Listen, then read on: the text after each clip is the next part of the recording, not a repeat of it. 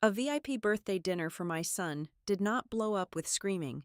It blew up with two very small, very cold words: separate checks. That night, I did not make a scene. I did not fight over a table or demand anyone be thrown out. I simply changed the rules of the game. I stepped back and let the truth, the final bill, the cameras, and time do the rest. My name is Brooke Martin. At 38 years old, I have learned through harsh professional and personal experience that the most destructive storms do not announce themselves with booming thunder or dark clouds. They walk through the door wearing rented designer heels, smelling of expensive floral perfume, and carrying smartphones held vertically to capture the perfect, filtered angle. But before the storm arrived tonight, the evening was flawless. I had designed it to be exactly that. We were at Tide and Ember House, arguably the most exclusive and highly rated seafood restaurant in Port Ashford, Massachusetts. I had reserved the private dining room weeks in advance. It was a beautiful sanctuary, constructed of polished mahogany wood, antique brass fixtures, and heavy velvet curtains that completely muffled the clatter and chaos of the main dining floor outside. The lighting was a flawless, warm amber tone that made the crystal water goblets gleam like scattered diamonds across the pristine white linen. I had brought my son, Mason, here to give him a true, undisputed VIP experience. He had just finished a brutal academic year, battling through a heavy course load and a sudden, vicious wave of middle school social politics with a quiet, stoic grace that both broke my heart and filled me with fierce, protective pride. Tonight was his reward. It was his moment to be the absolute center of the universe.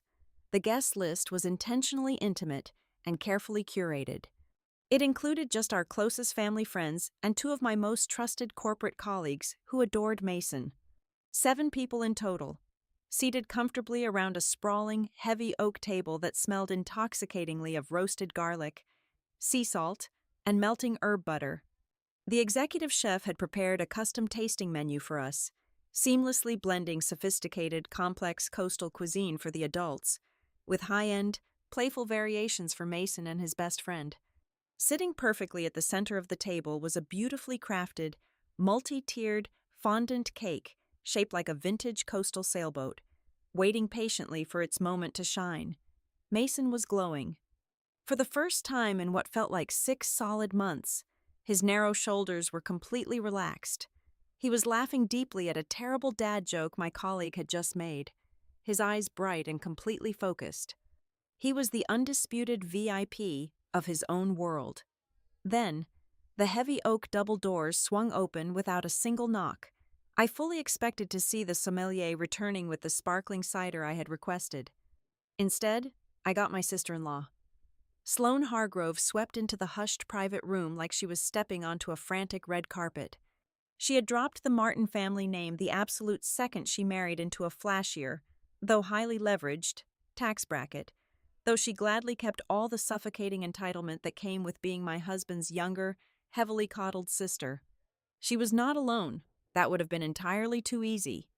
Trailing closely behind her were 5 local content creators, a flock of perfectly styled, overly enthusiastic strangers clutching professional ring lights and heavy gimbal stabilizers. They were dressed for a loud club opening in the downtown district, not a quiet, private family dinner on the historic coast. Their sequins and metallic fabrics caught the amber light violently. A heavy musky cologne immediately overpowered the delicate, salty scent of our roasted seafood spread. Sloane did not even look at the birthday boy sitting just feet away from her. There was no warm greeting, no hurried apology for the massive intrusion, no affectionate aunt persona produced for the occasion. She immediately began directing traffic like a tyrannical film director. "Okay, guys, let us get the wide room shot first before the table gets too messy and lived in," Sloane instructed her entourage, her voice carrying that artificial, heavily projected cheerfulness meant entirely for the tiny microphones attached to their phones. She gestured wildly to the restaurant staff, who had unfortunately followed her in, looking incredibly confused and panicked by the sudden crowd. "Can we squeeze 3 more chairs on that far side? Actually, you need to move that floral arrangement right now. It is totally blocking the natural sightline for the reel I need to post tonight. I sat frozen in my seat for a fraction of a second, watching this incredibly hostile takeover unfold in real time. Sloane was not being physically aggressive. She did not lay a finger on Mason, nor did she say anything overtly cruel or dismissive directly to him. Her violence was entirely atmospheric and psychological. In less than 60 seconds, she had effectively transformed a 10-year-old boy's highly anticipated, hard-earned birthday dinner into a stylized, unpaid backdrop for her own desperate vanity project. 2 new servers, clearly overwhelmed by the sudden influx of loud guests and the intimidating presence of professional camera equipment, began frantically pulling up heavy wooden chairs, accidentally bumping into our actual invited guests. My colleague, a senior risk analyst, shot me a look of pure bewilderment. "Thank you all so much for coming out to this private hosted dinner," Sloane announced to her 5 creators, projecting her voice loud enough for every single person in the room, including the waitstaff, to hear clearly.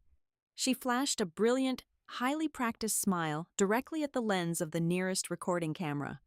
"We are going to have an absolutely incredible tasting experience tonight. The hospitality and the aesthetic here are just unmatched in the city." The implication hung heavy, thick, and toxic in the air. A private hosted dinner. She was looking right at me as she said it, shooting a fleeting, challenging, daring glance my way before quickly turning back to her captive audience. She was intentionally letting the new floor staff and her superficial guests assume that the quiet woman sitting at the head of the table, who had actually booked the room and paid the steep deposit, was simply the invisible corporate sponsor footing the bill for her grand networking event. I turned my head and looked at Mason. The warm, happy glow had completely vanished from his young face. He shrank backward into his heavy leather chair, his small hands gripping the sharp edge of the table so hard his knuckles turned white. He looked incredibly small. He looked exactly like he felt he was no longer supposed to be there, like an unwanted intruder at his own party. He recognized the loud strangers. He recognized the intrusive cameras. And he instantly internalized the brutal, immediate hierarchy Sloane had just established. The digital content mattered above all else, and he did not matter at all. A hot, sharp, blinding spike of absolute fury ignited deep in my chest. But 15 years of high-level corporate crisis management had taught me one vital lesson. Anger is a completely useless, messy tool unless it is forged into a cold, precise blade. If I yelled, if I stood up and caused a screaming scene, if I forcefully demanded they leave the room, I would instantly be painted as the hysterical, unhinged woman ruining a lovely dinner. Sloane would capture the entire meltdown on camera, expertly play the innocent, bullied victim for her thousands of followers, and Mason's special night would be permanently, irreparably scarred by the traumatic memory of his mother's shouting match. I took a slow, deep, perfectly measured breath. I leaned far to my right, completely closing the physical distance between Mason and myself. I kept my eyes entirely focused on his face, completely ignoring the bright flash of a camera going off just across the room. "Hey," I whispered to him, my voice completely steady, radiating an absolute, unshakable certainty that I desperately needed him to absorb right then. "Look at me, buddy." He slowly turned his head, his brown eyes wide, glossy, and uncertain. "Your night is still your night," I told him quietly, reaching out and gently smoothing down the stiff collar of his brand new dress shirt. "Mom is handling it. Just sit tight and do not worry about them." I did not wait for his tentative nod. I turned my attention back to the absurd circus Sloane was currently orchestrating. She was now holding court with the lead sommelier, who looked desperately over her shoulder at me for some kind of financial confirmation, but Sloane gave him absolutely no room to breathe or ask practical questions. "We are going to need the grand caviar service to start the table off," Sloane dictated, waving her manicured hand with practiced, wealthy nonchalance. "The imperial-grade Ocetra, obviously, not the standard house stuff. And bring out 2 of the large chilled shellfish towers. Actually, make it 3 towers. The visual symmetry will be stunning for the video montage. As for the wine pairings, let us completely bypass the standard menu. We will take 3 bottles of the vintage champagne. The gold label looks fantastic on camera, and my guests only drink the absolute best. She rattled off the unbelievably expensive orders like she was spending fake Monopoly money. She was fully playing the role of the lavish, generous host to a group of influential media partners, securing her own fragile social capital by blatantly leveraging my physical space, my meticulously planned evening, and my presumed financial backing. She had never asked me. She had never sent a warning text or a polite email. She simply assumed, as she always did, that because we were legally family, and because she knew I loathed public conflict, I would quietly absorb the astronomical cost to keep the fragile peace and avoid embarrassing my husband.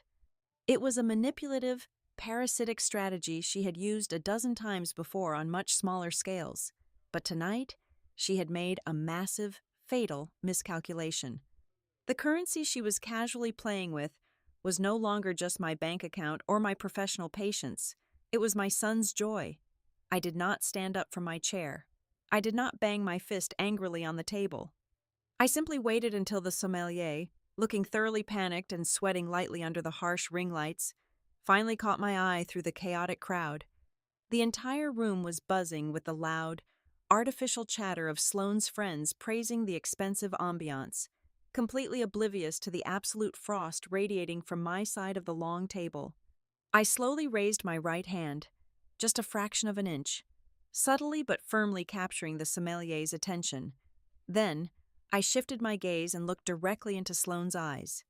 She met my gaze squarely, a smug, daring, victorious smile playing on her glossy lips, silently daring me to embarrass myself and ruin the vibe in front of her important audience. I smiled back at her. It was a very slight, very cold smile. The exact kind of smile a steel trap makes right before it permanently snaps shut. I looked back at the waiter, my voice clear, sharp, and carrying effortlessly over the noisy cameras and the forced laughter. "Get me the manager," I said calmly, "and separate checks, starting right now." People like my sister-in-law fundamentally misunderstand what I do for a living. When she looks at me, she sees a glorified party planner, someone who picks out matching linen napkins, coordinates floral deliveries, and makes sure the catering staff arrives on time. She does not understand that at Northlight Protocol Group, we do not plan parties, we manage disasters. As the Director of Event Risk Management, my actual job is to step into the catastrophic, multi-million-dollar wreckage created by ultra-wealthy executives and high-net-worth individuals, and quietly make the bleeding stop. When a major tech billionaire's private island retreat suddenly loses its operating permits 48 hours before arrival, I am the one who reroutes the private jets and legally blackmails the local municipality into granting a temporary injunction. When a global corporate gala in Geneva is breached by uninvited press and hostile corporate spies, I am the one who locks down the exits, sanitizes the guest list, and confiscates the recording devices before a single stock price can plummet. At Northlight Protocol Group, my team deals in massive corporate accounts. We audit event budgets that rival the gross domestic product of small island nations. I spend my days tracking down hidden line items, unauthorized vendor upcharges, and phantom billing accounts created by rogue event planners trying to skim off the top. I know exactly what a financial ambush looks like before the trap is even fully set. My entire career has forged me into someone who is exceptionally good at 3 very specific things: speed reading ironclad vendor contracts, identifying gaping payment loopholes before a single dollar moves, and maintaining an absolutely dead calm heart rate while everyone else in the room is hyperventilating. I do not panic. Panic is an amateur emotion. It is a useless luxury reserved strictly for people who are not legally liable for the fallout. Sloane, on the other hand, lives entirely in a state of manufactured panic and fabricated luxury. Her entire existence is built on a hollow, high-gloss, heavily filtered foundation. The designer handbags she flashes on her daily social media feeds are rented by the day from a subscription app. The glamorous brand collaborations she constantly brags about at family gatherings are entirely vague, usually consisting of her aggressively tagging luxury companies that have absolutely no idea who she is, desperately hoping they will send her a free face cream in return. Beneath the expensive contouring makeup and the bright camera flashes, her reality is a suffocating, terrifying mountain of revolving credit card debt spread across a dozen different banks. She maintains this fragile, glittering illusion through one incredibly consistent, parasitic tactic: leeching off the family name and weaponizing social guilt. This was hardly the first time she had tried to run a financial play on me. 3 years ago, she came to our house weeping uncontrollably about a sudden, catastrophic medical emergency involving her newly purchased purebred dog. She claimed she needed $3,000 immediately to save its life, or the veterinary clinic would put it down. I wired the money directly to her account before the end of the business day. 48 hours later, she posted a heavily edited photo of herself getting a premium cosmetic dermal filler treatment at a luxury medical spa, while the dog was miraculously cured without ever stepping foot inside a clinic. Then there was her lavish, ill-fated wedding 2 years ago. The lead florist, a hardworking local woman who could barely afford to keep her small shop open, came to me in tears the morning of the ceremony because Sloane's final payment had mysteriously failed to clear. Sloane, getting her makeup done in a silk robe, casually blamed a banking transfer error and promised to fix it by the following Monday. With 200 guests arriving in exactly 3 hours and the venue completely bare, I paid the $5,000 floral invoice myself just so the vendors would not walk out and ruin the day. Monday came and went. Sloane never paid me back. She never even mentioned it again. She always escaped the consequences because of one impenetrable, deeply frustrating shield: her mother.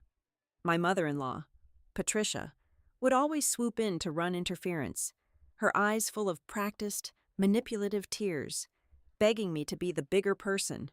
She would call me late at night and repeat the same exhausted, toxic mantras. She would tell me that family helps family. She would say Sloane is just going through a hard time finding her true path. She would beg me not to make a fuss because it would break her father's heart and ruin the upcoming holidays. Patricia treated my corporate salary like a communal family slush fund, viewing my financial stability as a convenient safety net for her daughter's reckless vanity. Through all these grueling incidents, I had learned the hard way that Sloane did not merely overspend. She was a strategic parasite. She lived by orchestrating high-pressure scenarios where she could casually push massive, unexpected expenses onto someone else at the very last minute. Her absolute favorite weapon was the presence of a captive audience. She knew that most polite, professional people would rather swallow a massive financial loss than engage in a tacky, screaming argument over a restaurant bill in front of strangers. She relied entirely on the social contract of public decency, exploiting the fact that I hated making a public scene.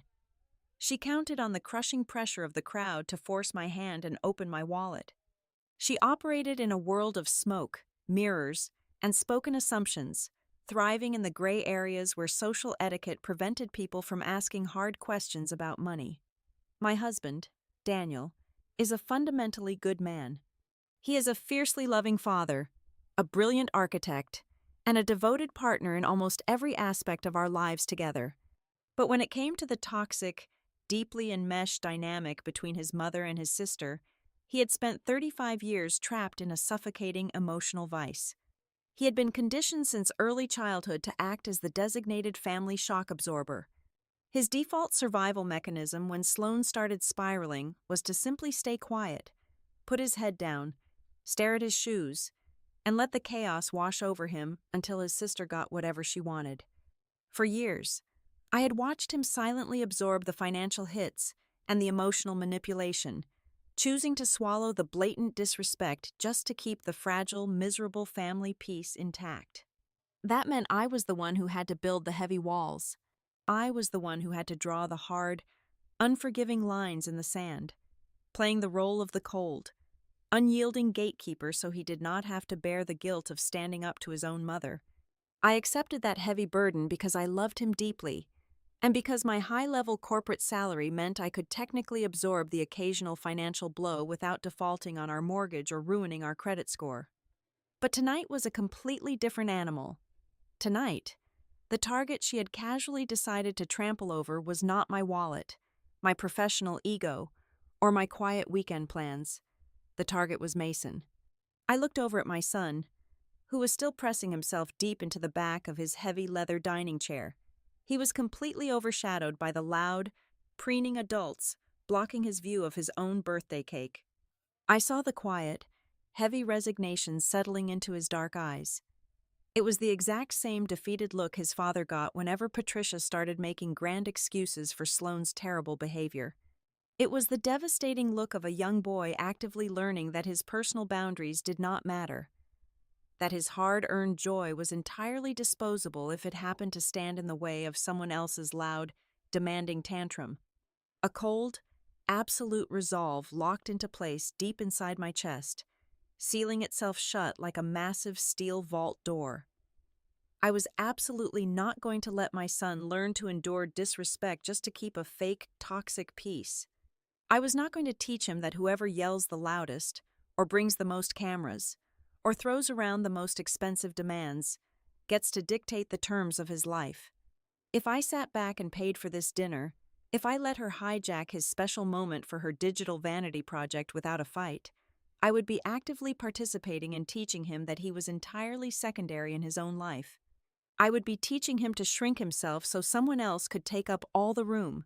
In the corporate risk management industry, we operate on a very simple, completely unbreakable rule. It is the core philosophy that governs every single contract I write and every crisis I resolve. Whoever demands the benefits without explicitly signing the liability, that person is the active threat. They are the hostile risk that must be immediately isolated and neutralized. Sloane wanted the lavish, multi-tiered seafood towers. She wanted the expensive vintage champagne flowing freely into crystal glasses. She wanted the captive, impressed audience of local digital creators to boost her fragile ego and her failing online metrics. She desperately wanted all the glowing, luxurious benefits of being a high-end corporate host, but she had absolutely no intention of signing her name to the final receipt. She thought she was just playing another familiar family game, relying on the old, tired rules of guilt, obligation, and silence. She assumed I would roll my eyes, sigh heavily, and hand over my premium credit card at the end of the night just to make her go away. She had absolutely no idea that she had just stepped out of the protective role of the annoying sister-in-law and walked directly into my professional jurisdiction. As I walked across the plush carpet of the private dining room, the loud, overlapping voices of her content creator friends faded into a dull, manageable drone in my ears. I cataloged the room one last time. I noted the specific brands of liquor they were ordering. I mentally calculated the running total of the caviar service she had just demanded. I was building a mental spreadsheet, categorizing every single unauthorized request as a direct violation of the existing contract I held with the restaurant. I did not glare at her across the table. I did not shoot an angry, betrayed look at my husband, who was currently staring intensely at his water glass, praying for a swift end to the evening. I simply gathered my small clutch purse from the table. I was no longer a frustrated relative attending a hijacked family dinner. I was a senior director stepping onto a compromised, highly volatile site, and it was time to lock down the scene before the damage could spread any further. I stood up, smoothed the front of my tailored silk blazer, and reached for the heavy brass handle of the door, stepping out into the cool, quiet hallway to find the general manager. The heavy oak doors clicked shut behind me, instantly cutting off the shrill, performative laughter echoing from the private dining room.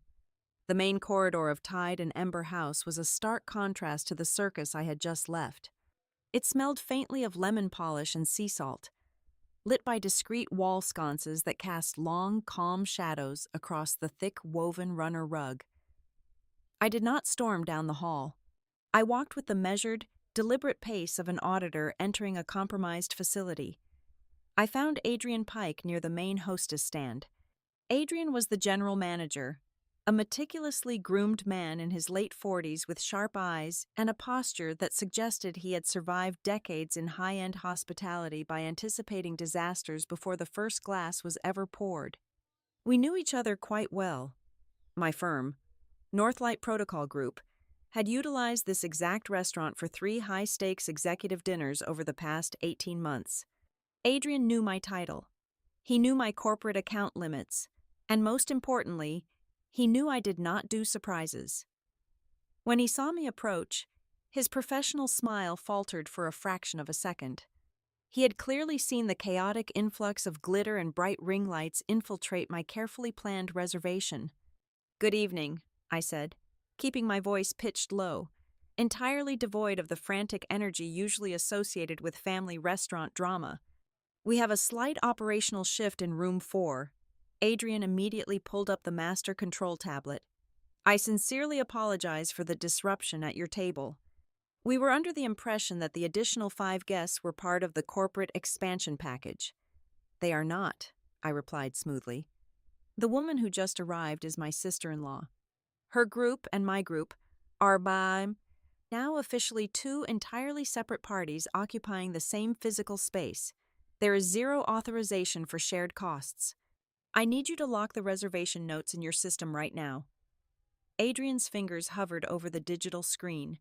In the high-end dining world, splitting a massive bill at a VIP table mid-service is a logistical nightmare, usually accompanied by drunken arguments and passive-aggressive credit card swapping. But I was not asking him to split a bill. I was establishing a financial firewall. "Understood," Adrian said, his tone shifting immediately from hospitable host to logistical partner. "How would you like the routing structured?" "Do not merge the checks under any circumstances," I instructed, watching his finger tap the screen, cementing the commands into the restaurant's mainframe. "Do not charge a single dime to the Northlight corporate file on record. Furthermore, do not add any additional items, premium pours, or off-menu requests to my tab unless you receive direct verbal confirmation from me. If her group orders a glass of tap water, it goes on her ledger." Adrian nodded slowly, but a slight furrow appeared between his brows. He tapped another submenu on his tablet, his expression turning slightly cautious. "I will apply the hard lock right now. However, I should mention an anomaly that occurred this afternoon. Our events coordinator received a host upgrade confirmation email regarding your reservation. It authorized the premium champagne pairings and the grand caviar service upon arrival for the expanded guest list." The hallway seemed to grow very still. The ambient noise of the main dining room faded into absolute static in my ears. "An email," I repeated, my voice dropping a full octave. "From me." "It bore your name and title," Adrian confirmed, turning the tablet slightly so I could see the digital log, though the full text was not visible. "It was flagged as a corporate upgrade. That is why my staff did not question the immediate demand for the vintage bottles when her party walked in." I did not gasp. I did not act visibly shocked. My brain simply cataloged the information, filing it into a secure, rapidly expanding mental folder. The style and the signature on that alleged email were undoubtedly slightly off, a clumsy forgery designed to bypass the restaurant's standard verification process. Sloane had not just shown up to crash a dinner and eat for free. She had actively impersonated a corporate executive to manipulate a vendor into fronting thousands of dollars of luxury goods for her own personal content creation. This was no longer just a tacky family boundary violation. This was a direct, documentable case of wire fraud and corporate misrepresentation. "Print the full header and body of that email for me and keep it in your office," I told Adrian, my tone completely clinical. "Do not mention it to anyone else on the floor. For now, we operate entirely under the parameters I just set." "Of course," Adrian said, his eyes reflecting a silent understanding that a trap had just been laid. "Regarding the seating arrangement in room 4, how would you like to handle the physical logistics? Should I ask her party to relocate to the main dining room?" I briefly considered the image of security escorting Sloane and her shiny friends out of the room. It would be satisfying for exactly 10 seconds. But then the screaming would start. The cameras would turn on. Mason would be caught in the crossfire of a humiliating public spectacle, his birthday ruined by the very conflict I was actively trying to avoid. Pulling a tug of war over a mahogany table was a peasant's game. I needed a cleaner, more absolute victory. No, I said, a new strategy forming perfectly in my mind. Do you still have the small tasting room on the second floor? The one overlooking the marina? Adrian checked his system. Yes, we actually had a last-minute cancellation for that room about 45 minutes ago. It is completely prepped and empty. Perfect, I said. We are not going to fight over the ground floor. I want to execute a seamless extraction. I need your best discreet staff to go into room 4.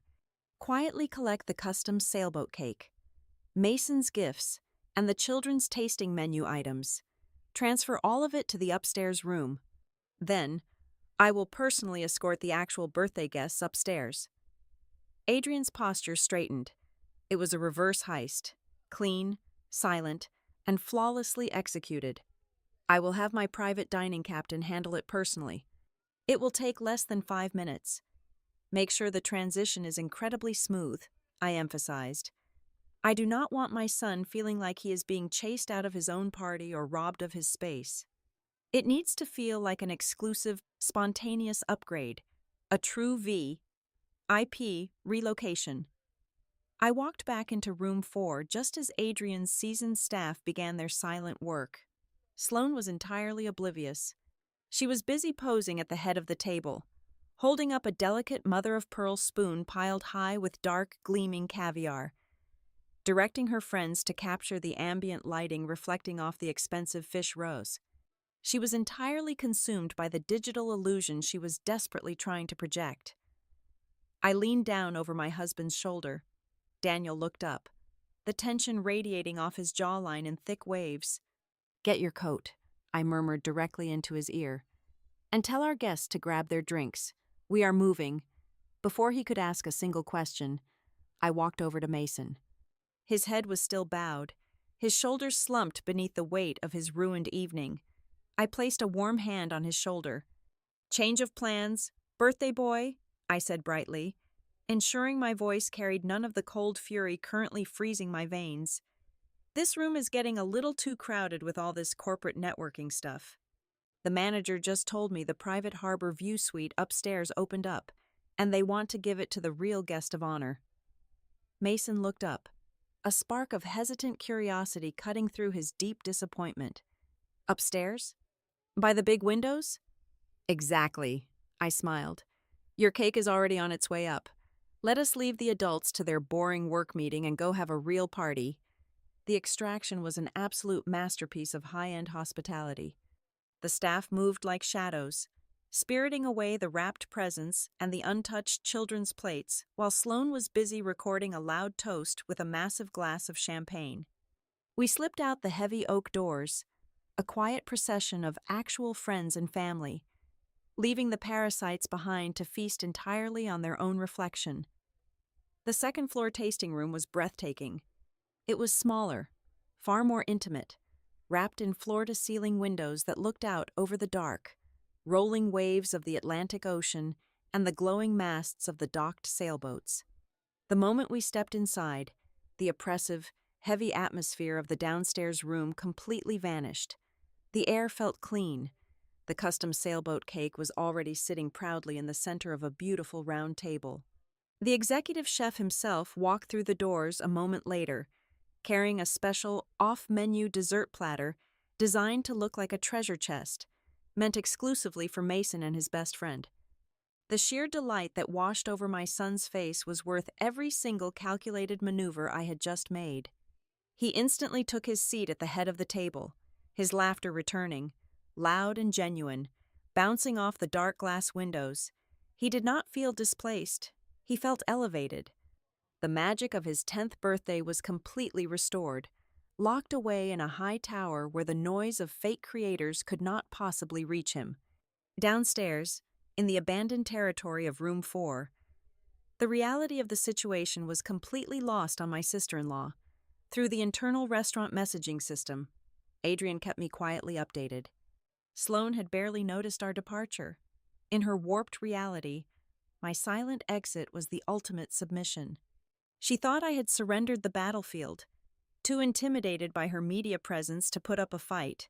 Leaving her with an open tab and a captive audience, Adrian reported that she was now ordering with reckless abandon. She demanded a second round of the Imperial Caviar. She requested a custom-chilled seafood tower featuring imported king crab. She was recording video after video, panning across the decadent spread. I could easily picture her smug face speaking into her phone lens, dropping thinly veiled hints to her followers about how her sister-in-law in the elite event industry certainly knew how to spoil her guests. She was gorging herself on an illusion, entirely unaware that the safety net she was jumping on had already been quietly unclipped. I sat down in the plush chair next to my son. The waiter dimmed the main room lights, and I struck a long wooden match, carefully lighting the 10 small candles on the deck of the fondant sailboat. The tiny flames flickered, casting a warm golden glow across Mason's smiling face. Our friends clapped, and Daniel let out a long, heavy sigh of relief, reaching under the table to squeeze my hand gratefully. I smiled at my son, singing the traditional birthday song along with the rest of the room, but as I watched him close his eyes to make his wish, my gaze briefly flicked to the sleek silver watch on my left wrist. It was exactly 8:30 in the evening. Up here, the party was perfect. It was safe, joyous, and contained. But I knew the night was far from over. Downstairs, in the amber-lit wreckage of room 4, the financial trap was fully set. Every single oyster shucked, every ounce of champagne poured, and every gram of caviar consumed was no longer a stolen luxury. It was a documented liability. I leaned back in my comfortable chair, sipping my sparkling water. I was in absolutely no rush. Down on the ground floor, the storm had not passed. It was just starting to accrue interest. Mason's knife slid cleanly through the thick layer of vanilla fondant. The small tasting room erupted in a chorus of genuine applause and loud cheers. As I stood up to help him pass the plates around the table, I felt a sharp, continuous vibration radiating from the pocket of my blazer. I stepped back, leaning discreetly against the cool glass of the floor-to-ceiling window overlooking the dark harbor, and pulled out my phone. The screen was lit up with a rapid succession of text messages from Chloe. Chloe was a bright, incredibly stressed young woman who used to work as my sister-in-law's unpaid assistant. She had recently transitioned into freelance digital marketing and occasionally reached out to me for corporate career advice. The messages she was sending right now, however, had absolutely nothing to do with her resume. They were frantic, urgent, and deeply revealing. "I know you are at Tide and Ember right now." The first message read, "I am so sorry to bother you during family time, but you need a massive warning. Sloan is completely desperate. The Tulum retreat deal is totally falling apart." I kept my face perfectly neutral, sipping my sparkling water as I typed back a quick request for clarification. Chloe's response arrived in a massive block of text. For the past 6 months, Sloan had been aggressively marketing an exclusive, highly curated luxury women's wellness retreat located in Tulum, Mexico. She had crowned herself the visionary co-founder and was charging attendees $5,000 a ticket. The entire business model was a dangerous house of cards. She desperately needed the advance deposit money from wealthy clients to actually pay the international venue and secure the basic logistics, but enrollment was completely stagnant. People were not buying the illusion. The 5 glamorous people currently gorging themselves on caviar downstairs were not her friends. They were high-tier local content creators. Sloan had promised them a lavish, fully hosted networking dinner to convince them to heavily promote her failing retreat on their platforms. She needed their affluent followers to see her as an elite, deeply connected host who commanded the absolute best tables and premium service in the city. If she could fake the aesthetic of being financially backed and deeply respected by high-end luxury venues, the deposits from naive women would supposedly start flowing in. The revelation hit me like a splash of ice water. She was not just showing up uninvited to eat my expensive food. She was actively stealing the high-end production value of my carefully orchestrated private event to sell a phantom vacation. She was planning to edit the footage, apply a sleek filter, and present my son's VIP birthday setup as concrete proof of her non-existent industry leverage. A heavy hand clamped down hard on my forearm. I turned sharply. It was my mother-in-law, Patricia. Patricia had been sitting quietly at the table with us since we moved upstairs, her face set in a rigid, pale mask. She usually thrived on holding court at family gatherings, but tonight, the sheer audacity of her daughter's ambush had temporarily paralyzed her. Now, the paralysis had broken, replaced by a frantic, vibrating panic. "Brooke," Patricia hissed, her voice barely a breath but laced with an intense, demanding energy. "We need to speak in the corridor. Right this second." I locked my phone, slipped it back into my pocket, and allowed her to pull me out through the heavy oak doors. The second-floor hallway was completely silent, isolated from the joyous laughter inside the tasting room and the chaotic performance happening down on the ground floor. Patricia did not launch into her usual exhausted routine. There were no practiced, manipulative tears. There was no tired, repetitive lecture about family unity or the virtues of being the bigger person. Her eyes were wide and terrified, darting nervously toward the main staircase as if she expected a tactical police unit to march up at any moment. The heavy gold jewelry she always wore seemed to weigh her down, making her look incredibly frail and desperate. "You have to go back downstairs and close out that tab immediately," Patricia demanded, her manicured fingers digging painfully into the fabric of my sleeve. "You absolutely cannot leave her sitting at that table with those media people holding an empty bag. If Sloane's image breaks tonight, the whole thing collapses. Everything falls apart." I stared at her. The sheer, blinding audacity of the request was staggering, but it was the raw, unpolished terror in her voice that fully captured my professional attention. Patricia was a woman who lived her entire life worshiping the altar of public appearances. For her to completely drop the polite fiction of family harmony and switch to pure transactional begging meant the underlying situation was critically unstable. "She brought 5 complete strangers to my son's private birthday dinner." "Patricia," I replied, keeping my tone perfectly level, creating a stark, chilling contrast to her frantic pitch. "She hijacked a reserved room, ordered thousands of dollars in vintage alcohol without permission, and blatantly lied to the restaurant management. And your proposed solution is that I should pull out my corporate credit card to protect her fraudulent internet reputation?" "You do not understand the financial stakes," Patricia gasped, her polished composure completely shattering right in front of me. She leaned in closer, her breath smelling faintly of anxious sweat and expensive white wine. "It is not just about the social media followers anymore. She is in real trouble. Brooke, terrifying trouble."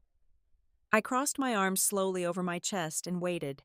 I let the heavy silence stretch out between us.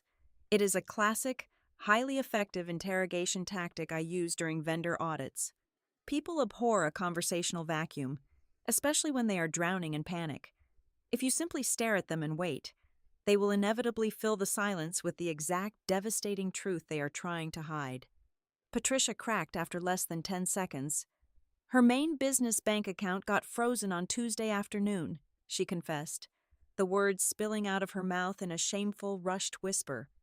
"There was a massive commercial chargeback dispute from that charity gala she supposedly helped organize last quarter. The vendors submitted a formal complaint claiming she never transferred the ticket sales. The bank flagged her entire portfolio for fraudulent activity. She has absolutely zero liquidity right now. Nothing. Every single one of her credit cards is maxed out to the absolute limit. If she does not secure the cash deposits for this new wellness retreat by the end of the week, she is going to face severe legal action from the property owners in Mexico." The chaotic puzzle pieces aggressively snapped into a perfect, terrifying alignment. This was not a minor family boundary dispute. It was a textbook financial house of cards, and it was currently catching fire. In the corporate risk sector, a frozen account due to a chargeback dispute is the ultimate red flag. It proves a documented pattern of taking money and failing to deliver services. Sloane was broke, desperate, and cornered. "So," I said, my voice dropping a full octave, sounding far more like a ruthless prosecuting attorney than a sympathetic daughter-in-law. Let me make sure I have the operational facts absolutely straight. She is running a massive deficit. She is currently under active investigation by her own financial institution for misappropriating funds. And instead of retaining legal counsel or getting a legitimate job, she decided to forge a corporate upgrade authorization under my name to secure a luxury dining experience. She is actively using my 10-year-old son's birthday dinner as a stolen media asset to trick more naive women into funding her fraudulent international retreat. Patricia physically flinched, shrinking back against the wallpaper as if I had struck her. She is just trying to survive the fiscal quarter.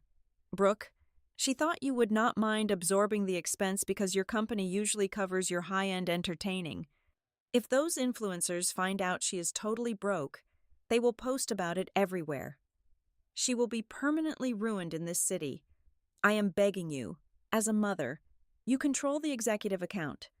Just go down there and fix it. I looked at the older woman standing before me. She had spent the last decade tirelessly building excuses for every single toxic, reckless decision her daughter had ever made. I felt a profound, exhausting pity for her, but I felt absolutely zero sympathy. Let me ask you a very simple question. Patricia, I said, leaning forward slightly, forcing her to maintain direct eye contact with me.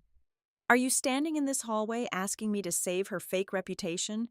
Or are you actively forcing me to teach my son that whoever is the loudest, the most disruptive, and the most dishonest automatically gets the prize? Patricia opened her mouth, her jaw working uselessly, but absolutely no sound came out. The question was a total, inescapable trap, and she knew it instinctively. If she answered yes, she would be openly admitting that she valued a cheap financial scam over her own grandson's moral development and self-worth. If she answered no, she had to accept the impending, catastrophic humiliation waiting downstairs. You cannot do this to your own family, she finally choked out, retreating helplessly to her oldest, weakest line of defense. She stopped being family the exact moment she forged my signature on a corporate dining document.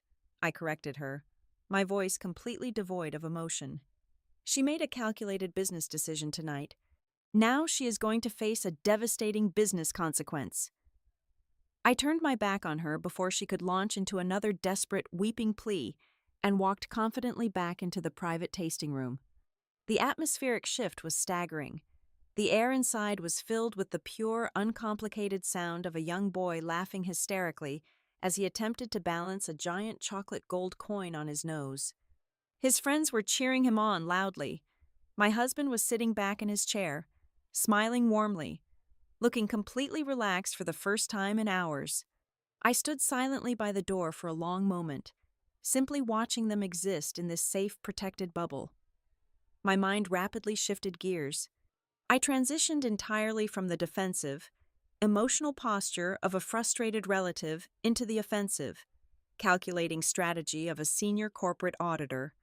Teaching Sloane a lesson was a petty, emotionally driven, and entirely temporary concept.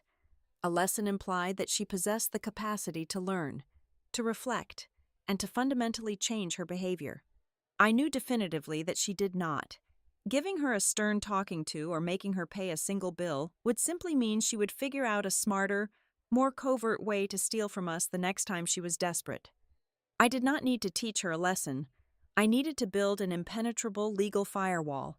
I needed to execute a systematic, legally binding shutdown of her unauthorized access to my life, my family, and my professional identity. The required response could no longer be a simple argument over an unpaid restaurant tab. It had to be absolute. It required hard, indisputable evidence.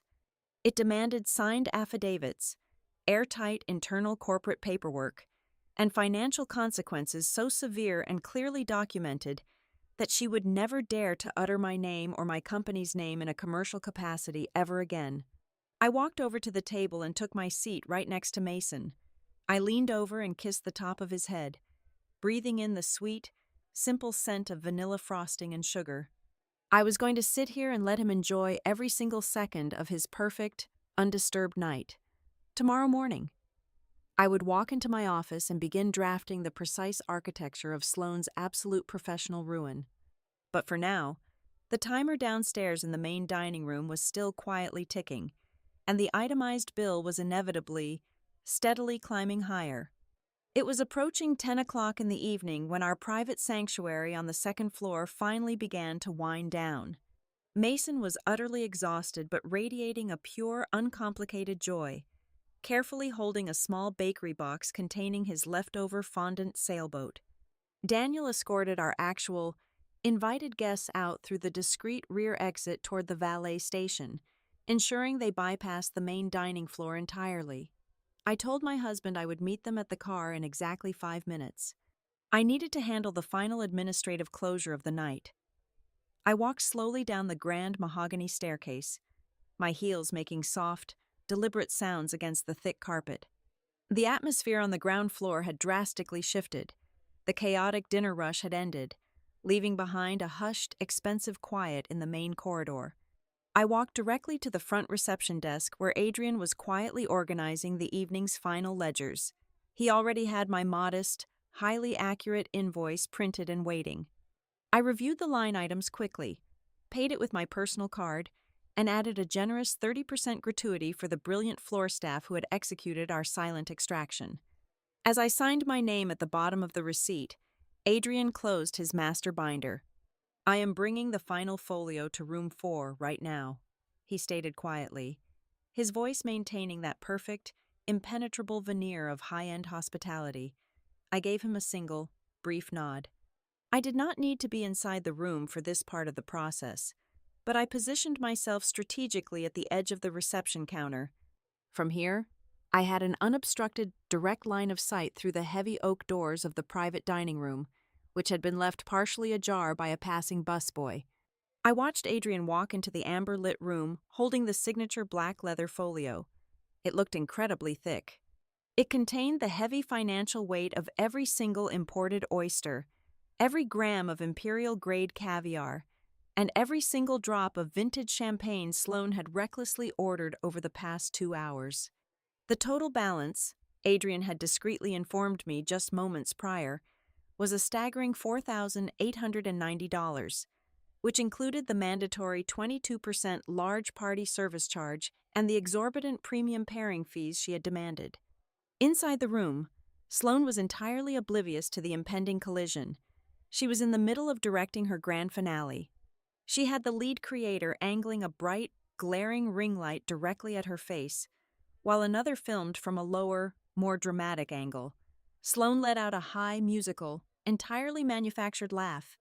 She reached out and grabbed the black leather folio from Adrian's silver tray without even bothering to open it or check the itemized list inside.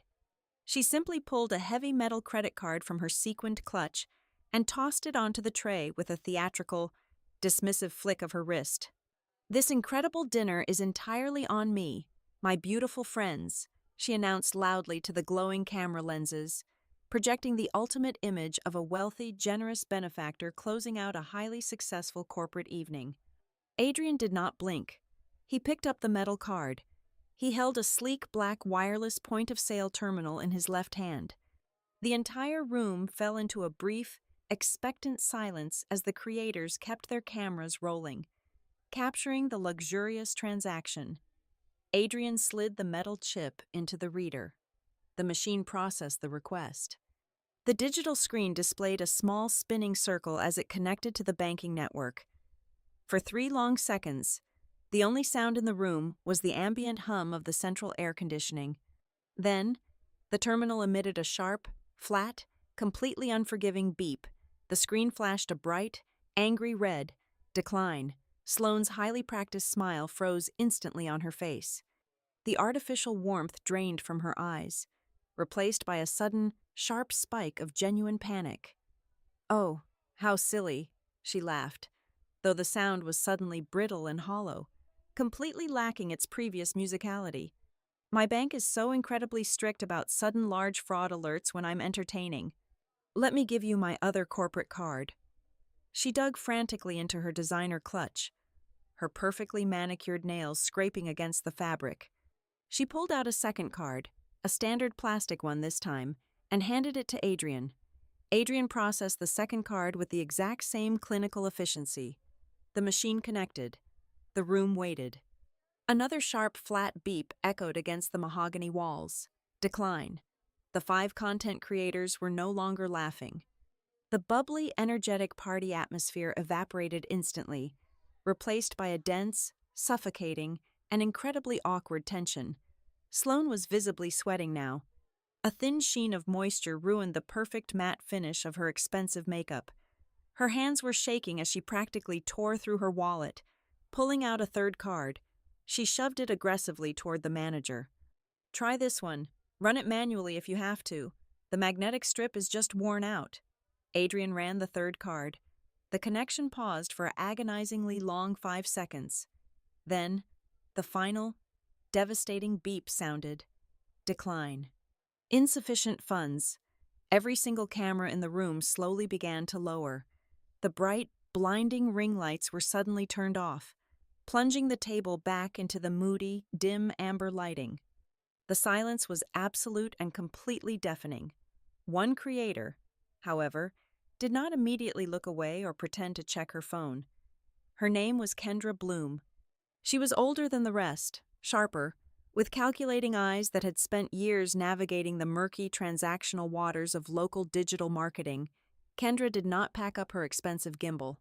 She sat perfectly still, observing Sloane's chaotic, desperate fumbling with the quiet intensity of a predator watching a wounded animal. Kendra leaned forward, placing her elbows on the white linen tablecloth. Her voice cut through the heavy silence of the room like a perfectly sharpened chef's knife. "You specifically stated to all of us that this was a hosted, fully sponsored collaboration," Kendra said, her tone completely devoid of any previous warmth or polite professional excitement. She looked directly at the stack of declined plastic sitting on the silver tray. "So, where exactly is the host?" The question physically cornered Sloane. She was entirely out of financial ammunition and completely stripped of her luxurious narrative. She looked around the room with wild, terrified eyes, completely trapped by the devastating reality of the $4,890 debt sitting right in front of her. Then, her frantic gaze darted past the table and landed directly on the partially open doors. She saw me standing calmly by the reception desk in the hallway. A desperate, vicious light ignited in her eyes. She decided, in a split second, to pull the pin on a grenade and throw it directly at me. She pointed her shaking finger toward the hallway, her voice rising to a shrill, hysterical pitch intended to apply maximum public pressure. "My sister-in-law is right there," she shrieked, fully abandoning her curated persona. "She is the executive director. She is supposed to be covering this on her corporate account. Get over here right now and fix this authorization issue." She was trying to drag me into the center of the fire. She wanted her captive audience to suddenly view me as the negligent, forgetful corporate sponsor who had embarrassingly failed to clear the tab, desperately attempting to transfer the crushing weight of the humiliation entirely onto my shoulders. I did not flinch. I did not rush to her aid. I walked slowly and deliberately through the heavy oak doors, stepping into the private dining room. The heavy carpet completely absorbed the sound of my footsteps. I stopped several feet away from the edge of the table. I kept a vast, unbridgeable physical distance between myself and the absolute wreckage of her evening. I did not pull out a chair. I did not sit down. I looked at the 5 strangers sitting at the table, ensuring I had their complete, undivided attention, before I finally looked directly at Sloane. When I spoke, my voice was not loud, but it was incredibly clear. It was the exact tone I used when officially entering a hostile risk assessment into a legal corporate record. I projected the words so that every single staff member in the room, and the microphones of any phones still secretly recording, captured the absolute truth. "I did not invite this group to my table," I stated firmly. "I explicitly requested separate checks from the very beginning of the night. The restaurant management has the hard lock thoroughly noted in their internal operating system." Sloane gasped aloud, her jaw literally dropping. "You cannot do this to me. You are supposed to handle the event billing. It is a tax write-off for your firm." she yelled, her panic rapidly mutating into a raw, ugly, entirely public desperation. Adrian, standing perfectly straight beside the table, stepped seamlessly into the conversation. His posture was impeccably professional, his voice completely neutral, delivering the final, crushing blow. "I can verify that information immediately, ma'am," Adrian said, addressing Sloane but speaking loudly enough for the entire room to hear. "The corporate account on file was absolutely never authorized for your specific seating area. We have 0 valid pre-authorizations, corporate or personal, on record for your party. The total outstanding balance remains entirely your direct responsibility." The shift in the room was immediate and violent. The atmosphere fundamentally transformed in a matter of seconds. It was no longer a messy, complicated, easily misunderstood family drama about who forgot to pay for a birthday dinner. It was a stark, undeniable, and highly documented matter of severe payment liability and potential fraud. The realization hit the local creators like a physical wave of nausea. They finally understood exactly what was happening. They were not highly valued VIP guests at an exclusive luxury networking event. They were unpaid, manipulated extras in a broke, desperate woman's pathetic financial scam. The people who were still holding their phones immediately locked their screens and shoved the devices deep into their expensive bags. They began physically pushing their heavy wooden chairs back away from the table, desperate to put as much physical and legal distance as possible between themselves and Sloane. They wanted absolutely nothing to do with the massive, unpaid invoice sitting on the silver tray. Kendra Bloom was the only one who did not immediately scramble toward the door. She stood up slowly, smoothing the front of her designer jacket. She looked down at Sloane, who was now staring blankly at the polished wood of the table, her face completely ashen, completely broken by the weight of her own catastrophic lie. Then, Kendra slowly turned her head and looked directly at me. She recognized the architecture of the trap. She recognized the cold, absolute precision of the boundary I had drawn and the devastating consequences I had allowed to unfold without ever raising my voice or lifting a single finger in violence. Kendra offered a tiny, almost imperceptible nod. It was not a gesture of friendship, but one of pure, cynical professional recognition. "Ah," Kendra said softly into the quiet room, her voice carrying a venomous, crystal-clear finality.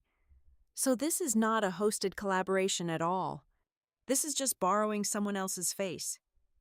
At 6:30 the following morning, the house was perfectly still. I stood in my kitchen, holding a warm ceramic mug of black coffee, watching the early sunlight hit the frost on the back deck. I fully expected a phone call from my mother-in-law, perhaps another tearful, frantic plea to fix the catastrophic mess left behind at the restaurant. I did not expect my personal cell phone to start vibrating with the relentless, aggressive rhythm of a targeted digital attack. The first message was from Chloe, arriving at exactly 7:15. It was just a single screenshot, followed immediately by 5 more. Sloane had not spent the night reflecting on her humiliation, nor had she quietly attempted to settle the massive debt she abandoned. Instead, she had weaponized her panic. She had launched a fully orchestrated narrative strike. I opened the first image. It was a still from a video posted to her main social media feed, uploaded at 2 a.m. She looked perfectly disheveled, sitting in the front seat of her leased car, her mascara strategically smudged to imply recent, heavy crying. The caption was a masterpiece of manipulative fiction. She claimed she had been hosting a critical last-minute fundraising dinner to support female entrepreneurs, a charity initiative she was supposedly bleeding herself dry to launch. According to her fabricated timeline, I had suddenly stormed into the venue, threw a massive, unprovoked tantrum over a seating arrangement, and maliciously abandoned a group of hardworking women in the middle of a crowded restaurant, leaving them humiliated and stranded with a fabricated bill. She did not stop there. The subsequent screenshots showed short, heavily edited video clips being circulated by a handful of smaller, desperate local accounts who fed on manufactured outrage. The clips were completely devoid of context. They showed me standing coldly by the reception desk, looking utterly detached, while Sloane yelled frantically in the background. The audio of her demanding that I pay for the corporate event was conveniently muted, replaced by a sad, trending instrumental track. In the sprawling, interconnected digital community of local service industry professionals, my name was suddenly being dragged through the mud. I was being painted as a toxic, elitist corporate executive who maliciously sabotaged a charitable female empowerment gathering just to flex my financial superiority. I took a slow sip of my coffee. The sheer audacity of the lie was almost impressive, but it was also incredibly sloppy. When you build a house entirely out of gasoline-soaked rags, you really should not hand your enemies a box of matches. I arrived at the downtown offices of Northlight Protocol Group at exactly 8:45. The moment the glass elevator doors parted on the executive floor, I knew the social media fire had already jumped the containment lines and breached the corporate firewall. The air in the hallway was thick and tense. My executive assistant, a highly efficient woman named Rachel, met me halfway down the corridor. She did not offer her usual morning greeting. She simply handed me a printed memo. "Compliance wants you in conference room B," Rachel said softly, her eyes darting nervously toward the frosted glass doors at the end of the hall. Right now, they bypassed standard scheduling. In the risk management sector, a sudden, unscheduled summons to the compliance department is the equivalent of a loud fire alarm going off in a locked submarine. I walked into the room to find Marcus Thorne, the head of internal corporate auditing, sitting at the head of a long, polished walnut table. A thick manila folder rested squarely in front of him. He looked incredibly grave. "Good morning," I said smoothly, taking a seat directly across from him. "I assume this is not a routine quarterly review." Marcus did not smile. He opened the folder and slid a single sheet of paper across the smooth wood. "The general manager of Tide and Ember House forwarded this to our legal division at 7 o'clock this morning. They flagged it as a potential liability issue." I looked down at the paper. It was a printed screenshot of the forged email Adrian had mentioned the night before. The subject line read, "Urgent host upgrade authorization." The body of the text formally requested the premium vintage champagne and the grand caviar service, explicitly stating it was an extension of my corporate booking. At the very bottom, sitting like a poisonous spider, was my name, my official corporate title, and the recognizable logo of Northlight Protocol Group. "The restaurant is currently holding an unpaid invoice for nearly $5,000, Marcus stated, his tone carefully neutral, but heavily laced with implication. An invoice attached to a party that explicitly invoked our corporate identity. Furthermore, there is a rapidly escalating social media narrative claiming an executive from this firm intentionally abandoned a charitable dinner. Brooke, you know our strict policies regarding the personal use of corporate vendor relationships. If you leveraged our leverage to host a personal gathering and then walked out on the bill, that is a direct violation of your employment contract." He was giving me the opportunity to confess to a massive, career-ending lapse in judgment. Sloane's desperate attempt to secure a free meal had successfully mutated into a direct, lethal threat to my professional livelihood. She had placed my entire career on the chopping block to buy herself a few hours of fake internet sympathy. I did not panic. I did not raise my voice in defensive outrage. I leaned back in my heavy leather chair, steepling my fingers together. "Marcus," I began, my voice radiating absolute, chilling calm, "I am going to need you to close that manila folder. I do not do corporate defense based on a low-resolution screenshot forwarded by a panicked restaurant manager. If you are formally accusing me of corporate fraud, I require the actual digital forensics." Marcus blinked, slightly taken aback by the complete absence of fear in my response. "The evidence is right in front of you." "That is a picture of evidence," I corrected him sharply. "I want the raw data. Pull up the IT network interface on the main screen. Have the restaurant forward the actual, original email file directly to our secure server. I want to see the full routing header, the time log, the originating IP address, and the raw source code of the attached signature file." Marcus hesitated for a fraction of a second before typing rapidly on his laptop. The massive digital screen on the wall flickered to life. Within 3 minutes, our internal IT department had securely retrieved the raw email file from the restaurant's server. I stood up and walked over to the screen, pointing a laser at the displayed text. Let us start with the visual discrepancies. Look at the font used in the body of the email. It is a standard sans serif typeface. Northlight Protocol Group transitioned to a strict, mandatory custom serif font for all external corporate communications over 18 months ago. Any email originating from my secure corporate client would automatically default to the updated style guide. Marcus leaned forward, his eyes narrowing as he scrutinized the screen. Now, look at the signature block itself, I continued, tracing the digital logo with the red dot of the laser pointer. The phone number listed under my direct extension ends in 4520. That was my direct line 2 years ago, before we moved to this new building and the entire telecom system was completely overhauled. Furthermore, the embedded corporate logo is the old, low-resolution version without the updated trademark symbol we acquired last spring. This is not a live signature. This is a static, outdated image file that someone copied and pasted from an incredibly old email chain. The heavy tension in the room began to fracture, replaced by a cold, calculating professional curiosity. Marcus was no longer looking at me like a suspect. He was looking at the screen like an auditor who had just discovered a massive rat in the system. IT is pulling the routing header right now, Marcus murmured, his fingers flying across his keyboard. The originating IP address does not match any device registered to our corporate virtual private network. It was routed through a public, unsecured wireless network. Let me guess, I said quietly. A local coffee shop or a shared digital workspace downtown. Before Marcus could confirm the location, my phone vibrated in my pocket. It was a secure, encrypted message from Adrian Pike at the restaurant. I unlocked the screen and read the text. The final, devastating piece of the puzzle slid perfectly into place. I looked back at Marcus, my expression hardening into absolute stone. I just received an update from the general manager.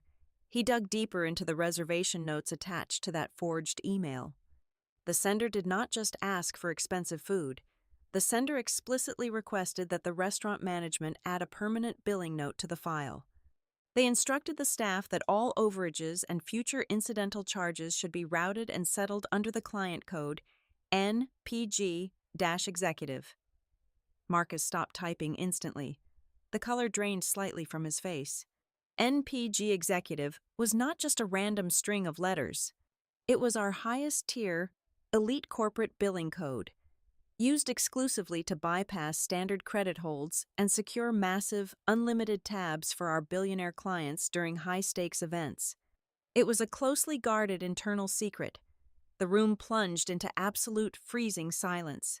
The scale of the deception had just magnified 100-fold. This was the massive, terrifying twist. Sloan had not merely acted on a brief, reckless impulse to score some free champagne on my dime.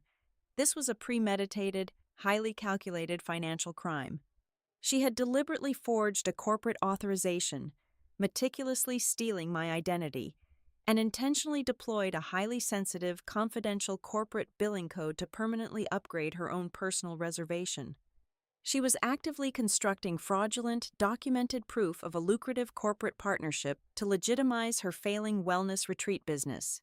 She was using the formidable, heavily insured reputation of Northlight Protocol Group to run a cheap, illegal scam. She is not just trying to avoid a dinner bill, Marcus whispered, the severe reality of the situation fully dawning on him. She is actively committing commercial wire fraud, using our proprietary billing architecture. Exactly, I replied, my voice as cold and sharp as cracked ice. She assumed she could simply bully me into paying the tab at the table. But when I instituted the hard lock and walked away, she panicked. Now, she is trying to burn my reputation to the ground to cover her tracks, entirely unaware that she just handed a massive international risk management firm concrete, digital proof of a federal crime. Marcus closed the manila folder with a sharp, decisive snap. The compliance review regarding your conduct is officially closed. However, our legal department will be opening a massive, aggressive investigation into this unauthorized external threat. Do whatever you need to do to protect the firm, I told him, turning away from the screen. I will handle the personal liability. I walked out of the conference room and headed straight back to my private corner office. I closed the heavy glass door, locking it firmly behind me. I sat down at my massive oak desk and opened my laptop. The chaos of the morning, the frantic text messages, the malicious social media posts, and the toxic family drama all faded away, entirely replaced by a supreme, absolute clarity. I moved the cursor across my blank desktop screen. I right-clicked the mouse, selected the option to create a new folder, and typed 3 simple, devastatingly final words into the name bar. Sloan, Port Ashford, Evidence. I began dragging the digital files into the empty space.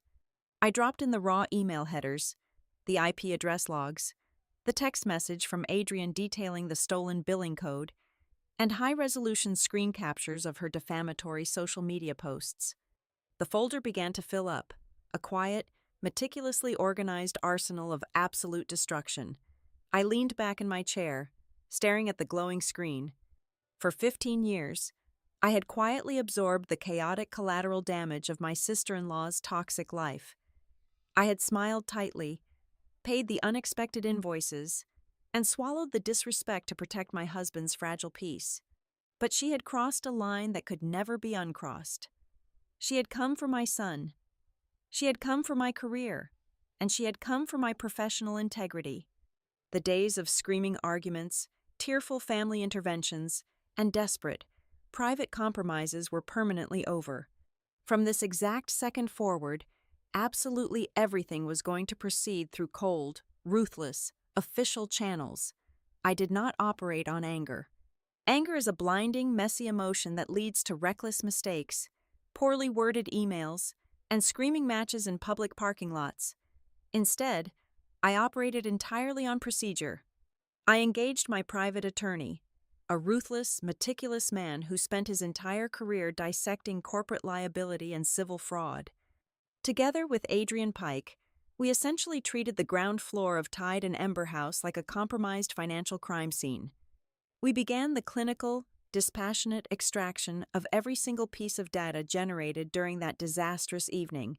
We did not just ask for verbal summaries. We demanded the raw, unalterable digital logs.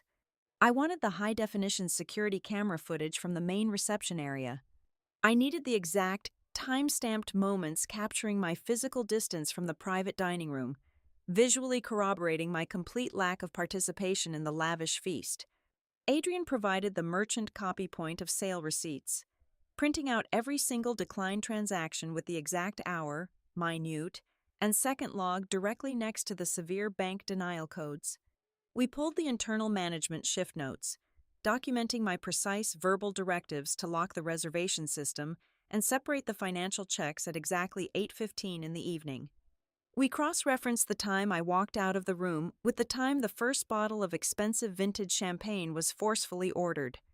It was a flawless, chronological paper trail that completely obliterated the chaotic, victimized narrative Sloan was desperately trying to spin to her local followers online. Next came the digital footprint.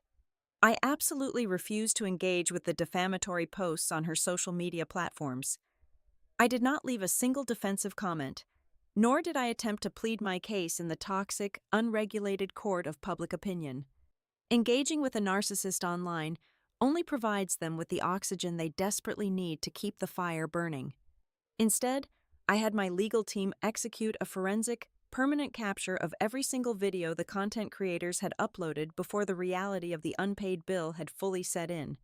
I specifically targeted the glamorous, heavily filtered clips where Sloan stood proudly at the head of the heavy oak table, holding a crystal glass, loudly proclaiming herself the generous host of the evening.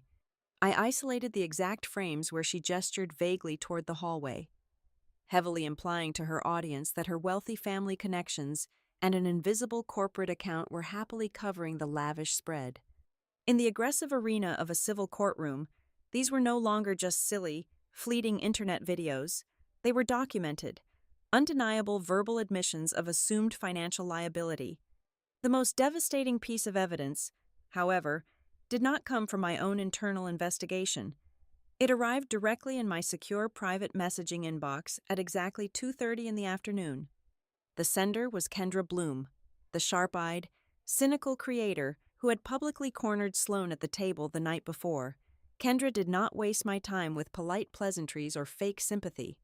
Her message was brief, incredibly cold, and entirely transactional. She explained that Sloan had previously contracted her for a superficial brand promotional event roughly 6 months ago and had completely defaulted on the agreed-upon digital appearance fee, leaving Kendra holding an unpaid invoice for $2,500. Kendra wanted her professional revenge, but she was a survivor. She wanted to stay completely out of the messy public crossfire and avoid being named in any of the impending lawsuits. She offered me a highly lucrative trade. In exchange for my absolute, legally binding guarantee that I would not name her as a hostile witness in any upcoming civil suits or public corporate statements, she would provide the raw, unedited, behind-the-scenes footage from the first 10 minutes of the dinner. I agreed immediately. The digital file she transferred was a massive, high-definition video clip. I sat at my desk, put on my noise-canceling headphones, and clicked play. The footage showed Sloan standing in the private dining room, frantically adjusting the neckline of her rented dress before the first expensive appetizer had even arrived from the kitchen. She was explicitly directing the other content creators like a frantic, dictatorial stage manager. "Okay, listen up, everyone," Sloan said clearly into the camera microphone, her voice completely stripped of its usual manufactured warmth. "When we raise our glasses for the very first wide-angle toast, I need you all to specifically say, 'Thanks for the hosted night.' It is super important for the brand narrative I am building for the retreat. Make sure you get the caviar in the bottom of the frame when you say it." I watched the brief clip 3 times in complete silence. It was the absolute holy grail of the entire audit. It was the lethal strike to her entire defense strategy. It proved, beyond a shadow of a doubt, that the entire evening was a premeditated, highly orchestrated fabrication. There was no accidental miscommunication regarding the bill. There was no innocent assumption about who was paying for the champagne. She had explicitly scripted the lie before the first glass of water was ever poured. Armed with the restaurant data and the brutal video confession, I pivoted my attention back to my internal corporate resources. I sat down with the compliance division of Northlight Protocol Group. We ran a sweeping, deep-dive audit of our regional hospitality vendor network, specifically searching for any unauthorized use of my name or my specific executive client billing codes over the past 12 months. The results were chilling, yet entirely expected. Tide and Ember House was not an isolated, desperate incident. It was merely the most spectacular public failure in a thoroughly established, deeply ingrained pattern of behavior. We discovered that Sloan had actively attempted to use the exact same forged corporate identification code at 2 other high-end venues within the last 3 months alone. In late January, she had contacted a luxury boutique hotel downtown, requesting a block of premium executive suites at our negotiated corporate discounted rate for her supposed wellness brand. Fortunately, the strict management at that specific property required a massive, non-refundable cash deposit of $3,000 up front, which abruptly ended her inquiry before any actual financial damage could occur. However, the second venue, an exclusive botanical garden event space she had aggressively targeted in early February, had a vastly different and far more damaging outcome. She had successfully booked a private glass greenhouse for a supposed corporate wellness seminar, heavily leveraging my company's prestigious name to bypass the standard credit check and security deposit requirements. She canceled the massive reservation exactly 4 hours before the event was scheduled to begin, completely ignoring the resulting cancellation penalty invoice.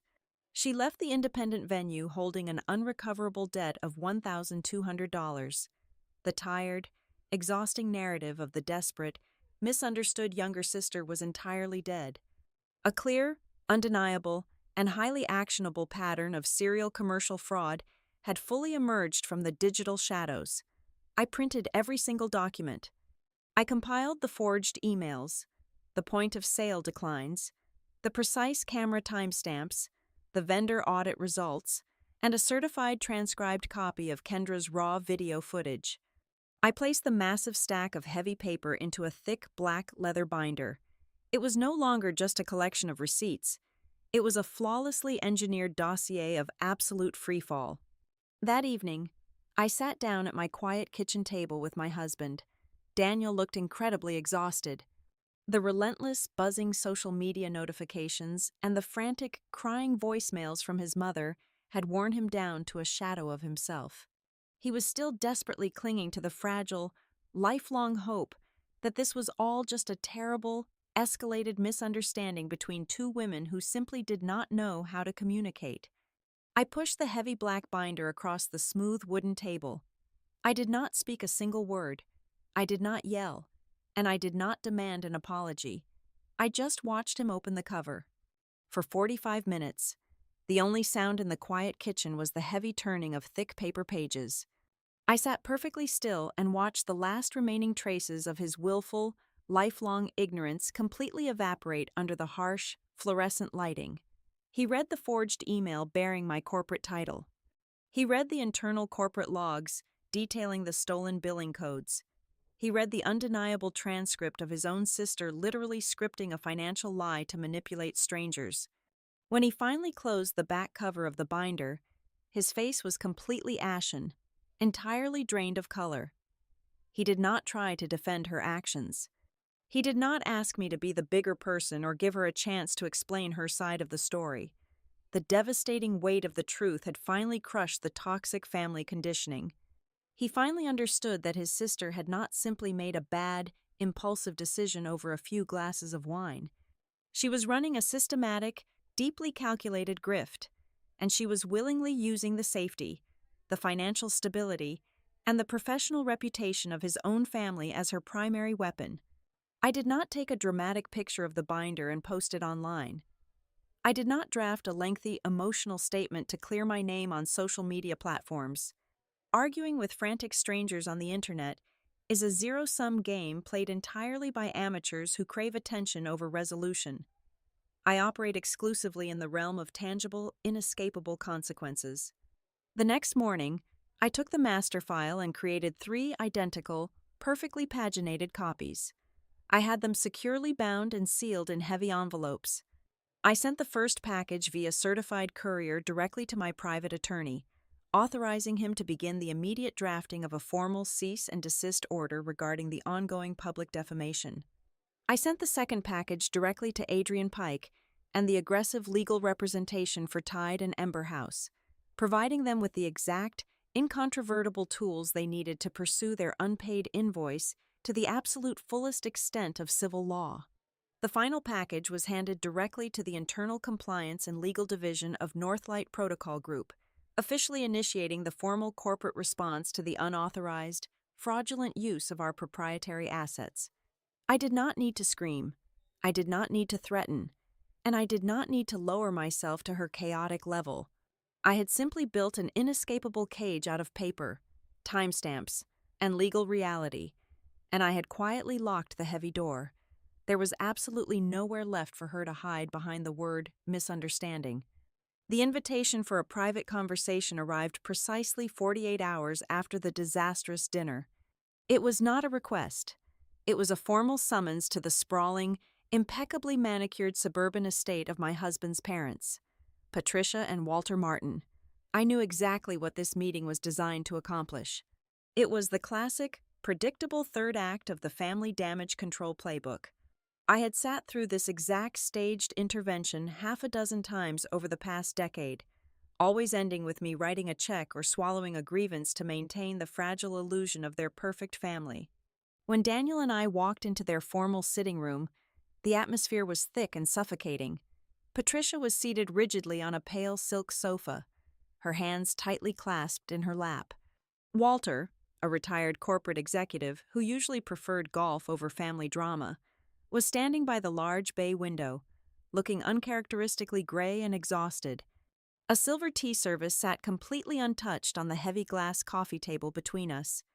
Please, sit down, Walter said, gesturing to the two matching armchairs opposite his wife. His voice lacked its usual booming authority.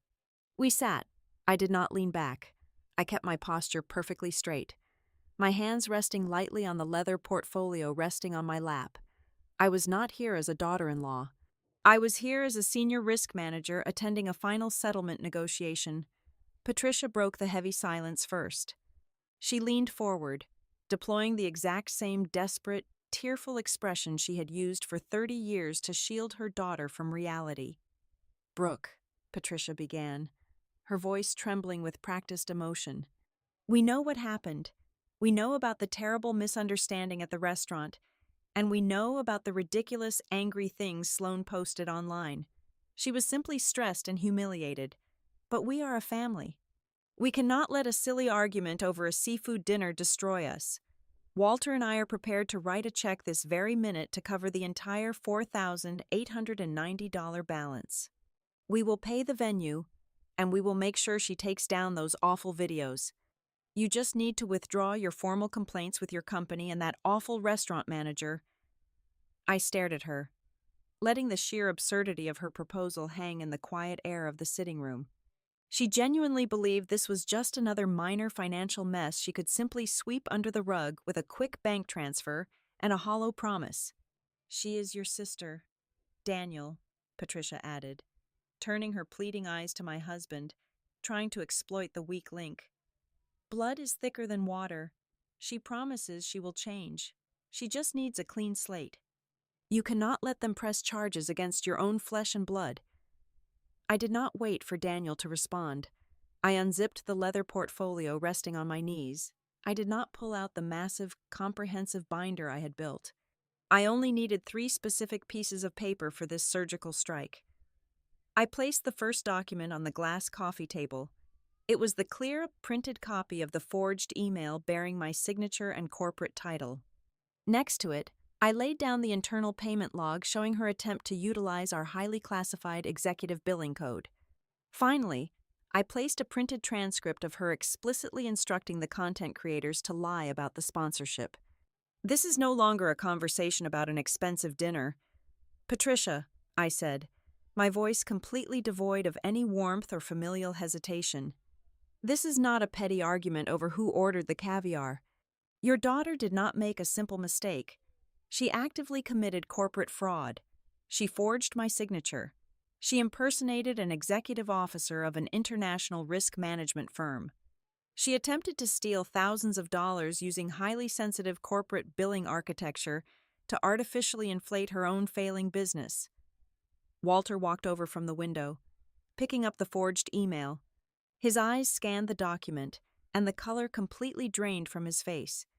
He was a retired businessman. He understood the devastating legal weight of a forged corporate document. "She told us she just assumed your company would cover it as a networking expense," Walter murmured, his voice cracking slightly. "She said you were being unnecessarily cruel and vindictive over a simple miscommunication. She lied to you," I stated flatly. "Just like she lied to the restaurant, and just like she lied to those digital creators. I will absolutely not withdraw my internal corporate report, because if I do, I become legally complicit in her fraud. Northlight Protocol Group is already mobilizing their legal division. Tide and Ember House is preparing a civil suit. A check from your personal savings account cannot buy her way out of federal wire fraud and identity theft." Patricia let out a sharp, breathless sob, burying her face in her hands. The pristine facade of her family was completely shattering right in her formal sitting room, but Walter did not sit down to comfort his weeping wife. Instead, he stood perfectly still, his brow furrowed in deep, sudden confusion. He looked from the forged email down to his own hands, as if trying to piece together a massive, terrifying puzzle. "Her business," Walter repeated slowly, his voice dropping to a harsh whisper. "You said she was trying to inflate her failing business, the wellness retreat in Mexico." "Yes," I confirmed. "Her bank accounts are currently frozen due to massive chargeback disputes from her last failed event. She has absolutely zero liquidity." Walter shook his head. a look of profound, sickening dread washing over his features. No, that cannot be right. She has another project, a charity. She has been actively raising significant capital for the past 4 weeks. She told me the retreat was just a side project, but her main focus was a new philanthropic foundation. The temperature in the room seemed to plummet 10 degrees. My professional instincts immediately flared, a shrill warning siren going off in my mind. What philanthropic foundation, Walter? Walter walked over to a heavy oak mahogany desk in the corner of the room. He opened the top drawer and pulled out a glossy, professionally printed promotional folder. He walked slowly back to the coffee table and handed it directly to me. The Coastal Children's Educational Scholarship, Walter explained, his voice thick with a sudden, rising panic. She said she was launching a local fund to provide advanced educational opportunities for gifted children in the area. It sounded like a wonderful, mature initiative. I actually introduced her to 3 of my former golfing partners last week. They wrote substantial contribution checks to help her secure the initial charter.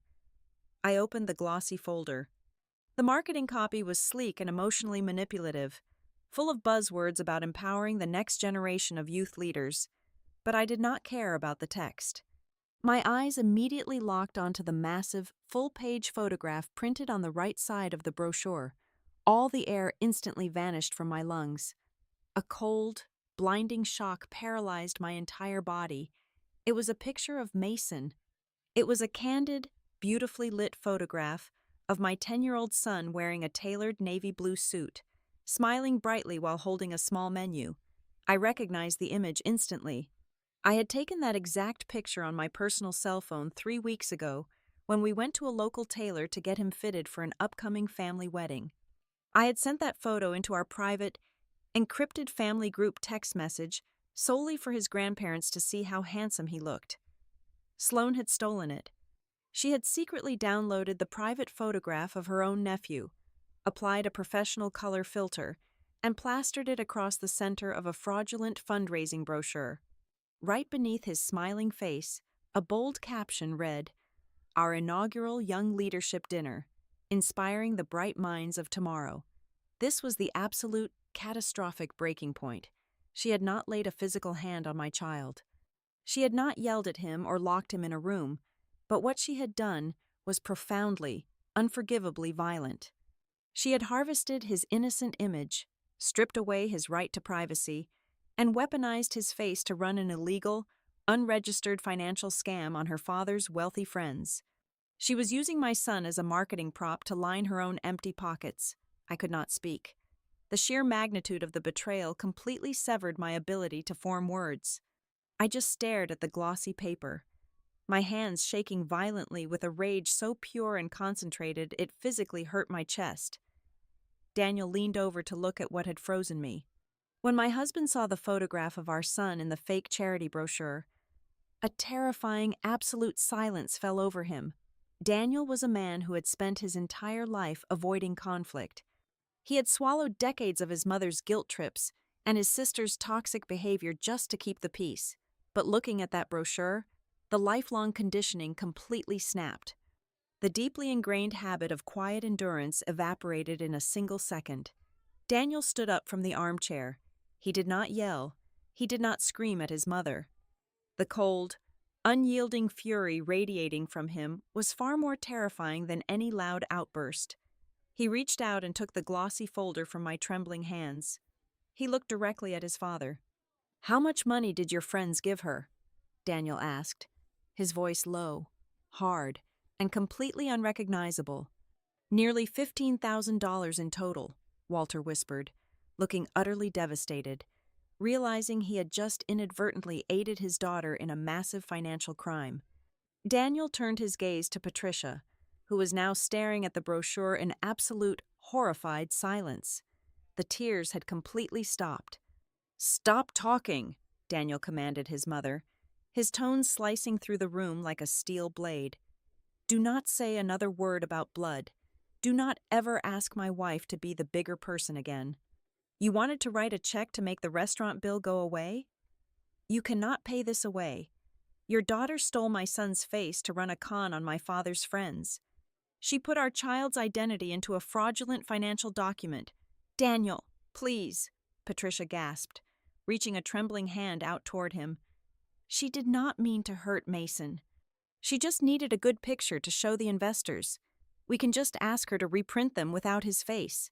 Daniel stepped back, entirely rejecting her touch. You are completely delusional. She is not a misunderstood child making a mistake.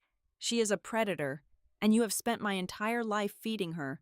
He turned to me, his eyes blazing with a fierce, protective solidarity I had never fully seen before. He was no longer the middleman caught between two warring factions. He was a father, protecting his family. I finally found my voice. I stood up, smoothing the front of my jacket. The shaking had completely stopped. The blinding rage had crystallized into an absolute, razor-sharp focus. Here is how this is going to work, I said, addressing both Walter and Patricia with the clinical detachment of a judge delivering a final sentence. There will be absolutely no more private family talks. There will be no more text messages, no more phone calls, and no more unannounced visits to our home. Every single piece of communication regarding your daughter will now go exclusively through my legal counsel. I pointed directly at the glossy brochure in Daniel's hand. I am giving you exactly 2 hours to force her to scrub that image from every single digital platform, email chain, and printed document in her possession. If I find out that a single pixel of my son's face is still being used to promote her fake charity by 5 o'clock this evening, I am not just going to sue her for civil defamation. I am going straight to the state attorney general to report a massive, unregistered philanthropic fraud, and I will hand them this brochure as Exhibit A. Walter slowly sank into the armchair opposite the sofa, burying his face in his hands.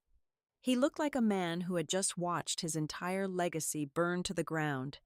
I am not doing this out of spite, I concluded, looking down at Patricia's pale, terrified face.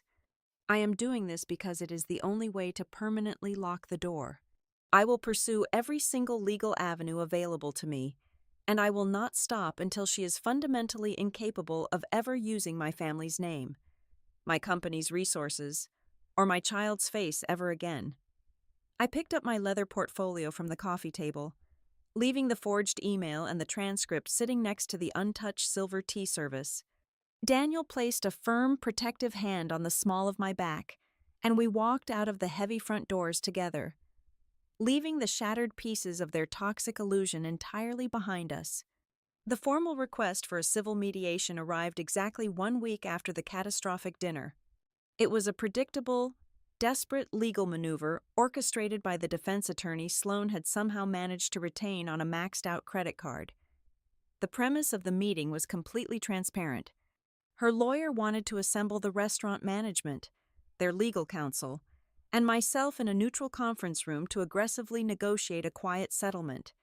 They were hoping to entirely bypass a public courtroom by offering a meager, extended payment plan for the restaurant bill and a generic, heavily legally drafted letter of apology. They wanted to smother the flames before the spark could reach the district attorney's desk.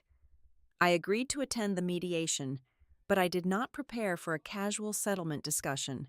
I prepared exactly as I would for a hostile, high-stakes corporate tribunal. I walked into the sleek, glass-walled conference room of a downtown legal firm, carrying a single, meticulously organized heavy binder. Inside were printed, color-coded timelines, explicit side-by-side visual comparisons of the forged corporate email against a genuine executive communication, certified transcripts of her recorded demands, and a notarized affidavit from the compliance director at Northlight Protocol Group explicitly denying any authorized corporate sponsorship. When Sloan walked into the room 10 minutes later, her appearance was a jarring, entirely calculated transformation. The loud, sequined dress and the heavy, glamorous makeup from the night of the dinner were completely gone.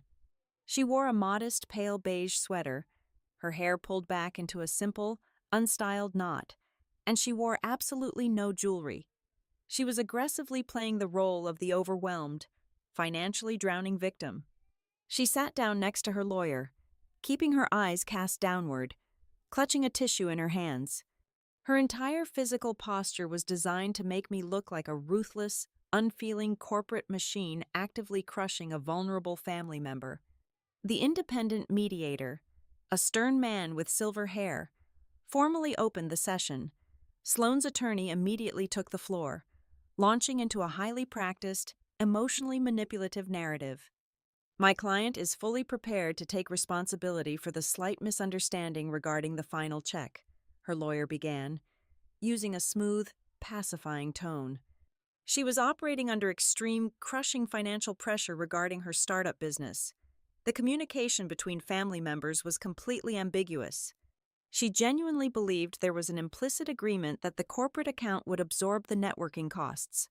We are prepared to offer a monthly installment plan to Tide and Ember House to resolve the outstanding balance, provided all formal complaints are immediately withdrawn. I sat perfectly still, my hands resting lightly on the polished wooden table. I let him finish painting his elaborate, sympathetic masterpiece before I even flinched. There was absolutely no ambiguity, I stated, my voice ringing cold and clear in the quiet room. There was a forged signature, a stolen corporate billing code, and a fully scripted lie. Sloane suddenly looked up, her eyes wide, attempting to project a look of deep, wounded betrayal. She reached into her manila folder and slid a printed piece of paper across the table toward the mediator. "That is simply not true," Sloane said, her voice trembling perfectly. "Daniel and I spoke about this. I have the proof. He sent me a text message on Tuesday morning, clearly stating that you two were happy to host the dinner to help me secure my new investors. I printed the screenshot." The mediator picked up the paper, his brow furrowing as he read the alleged text exchange. For a brief, agonizing second, the room felt incredibly tense. She was trying to introduce fabricated evidence to prove implied consent, hoping to drag my husband into the legal crossfire and muddy the waters enough to force a settlement. I extended my hand, and the mediator passed the printout to me. I looked at the image for exactly 5 seconds. I did not feel a spike of panic. I felt a profound, almost pitying sense of exhaustion at her sheer, unyielding stupidity. "This is fascinating," I said smoothly, placing the paper flat on the table and tapping the top left corner of the printed image with my index finger. "My husband has utilized the exact same model of a highly secure smartphone for the past 4 years. The operating system on his device strictly uses a proprietary sans serif system font. The kerning and the font style on this printed text bubble are completely exclusive to a competing operating system." Sloane's lawyer shifted slightly in his leather chair, a sudden flicker of unease crossing his face. I moved my finger to the very top edge of the printed screenshot. "Furthermore, look at the time displayed in the status bar. It reads 14:30 hours. It is set to a 24-hour military time format. Daniel has never used military time in his entire life. His software is rigidly locked to a standard 12-hour display. You did not even bother to match his phone model when you generated this fake conversation on a free internet application last night." The color rapidly drained from Sloane's face. The modest, victimized facade cracked, revealing the raw, panicked desperation underneath. Her own attorney stared at the piece of paper, realizing with absolute horror that his client had just handed a piece of newly forged digital evidence to an independent mediator. Before Sloane could formulate a lie to explain away the technical impossibility, Adrian Pike's legal counsel, a sharp woman in a dark navy suit, leaned forward and delivered a devastating secondary strike. "Since we are currently discussing digital authenticity," the restaurant's attorney announced, opening a sleek silver laptop, "Tide and Ember House retained an independent cybersecurity firm to trace the originating Internet Protocol address of the corporate upgrade email that your client insists was a mere misunderstanding." She turned the laptop screen around so the mediator and Sloane's lawyer could see the heavily redacted forensic report. "The email authorizing the premium champagne and the caviar did not originate from the secure servers at Northlight Protocol Group," the attorney stated, her voice slicing through the heavy silence. "It was tracked directly to a commercial wireless network, registered to a local digital content studio located on 4th Street. We checked the visitor logs. That is the exact studio your client rents by the hour to film her social media content." She was sitting in a rented chair when she actively forged the corporate document.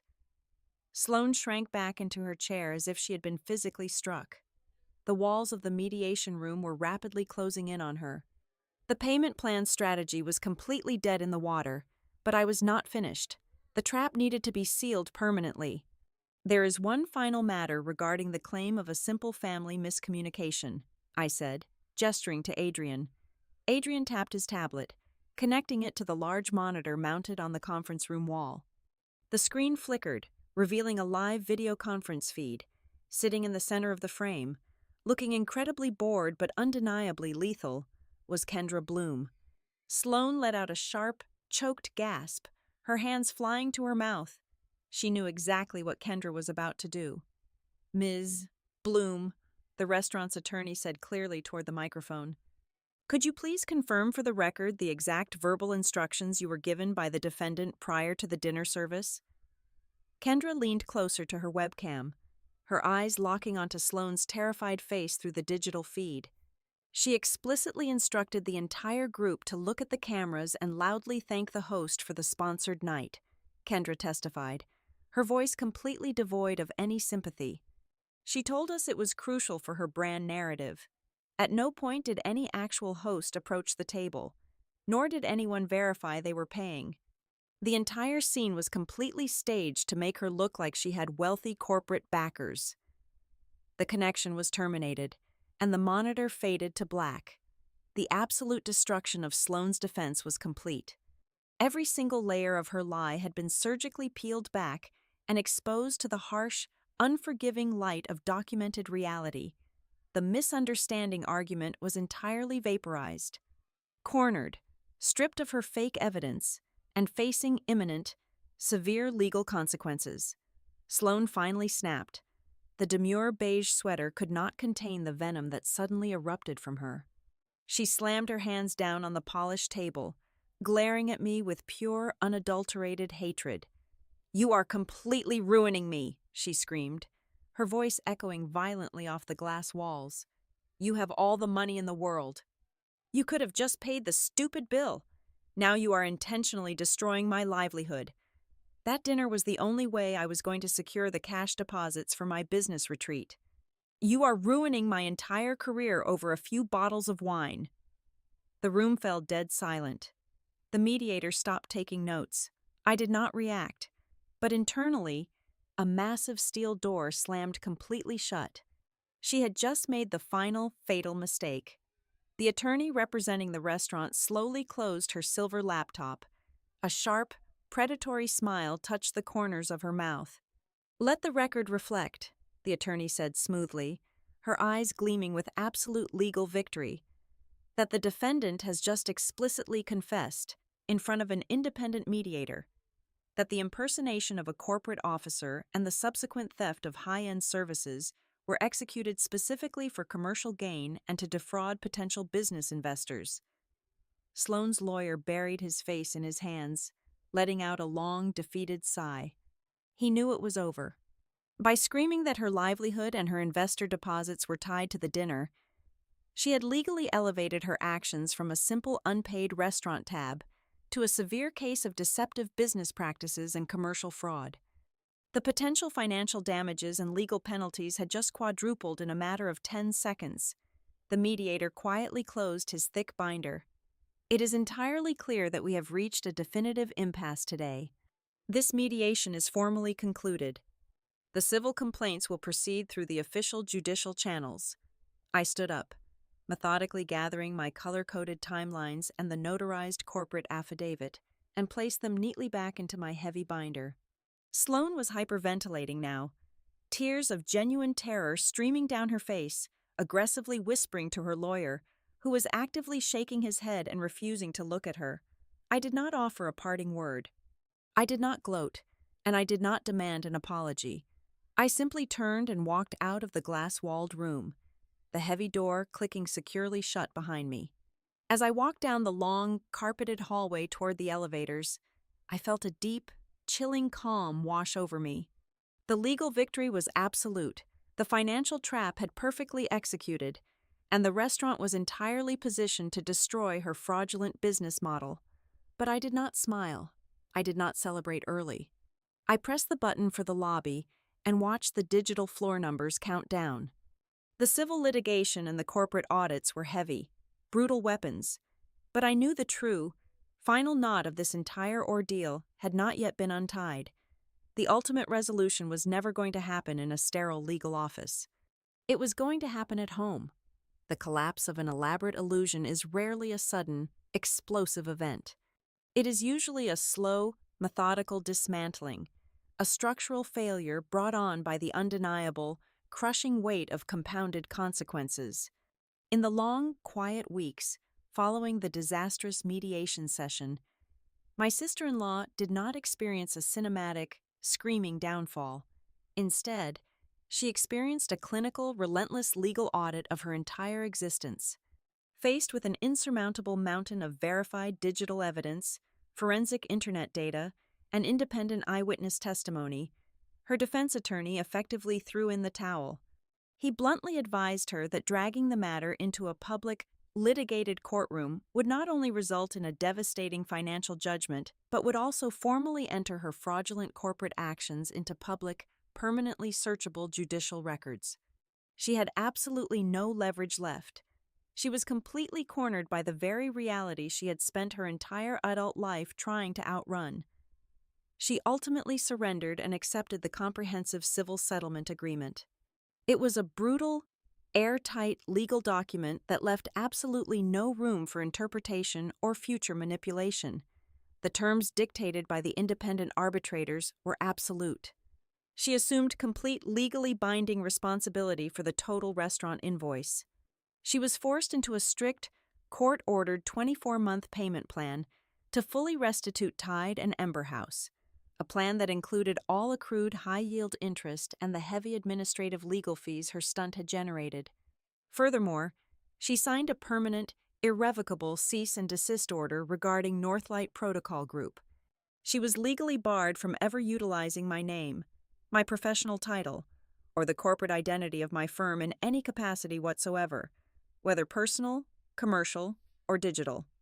A single violation would trigger an immediate, catastrophic financial penalty, but the financial restitution and the corporate protections were merely secondary victories.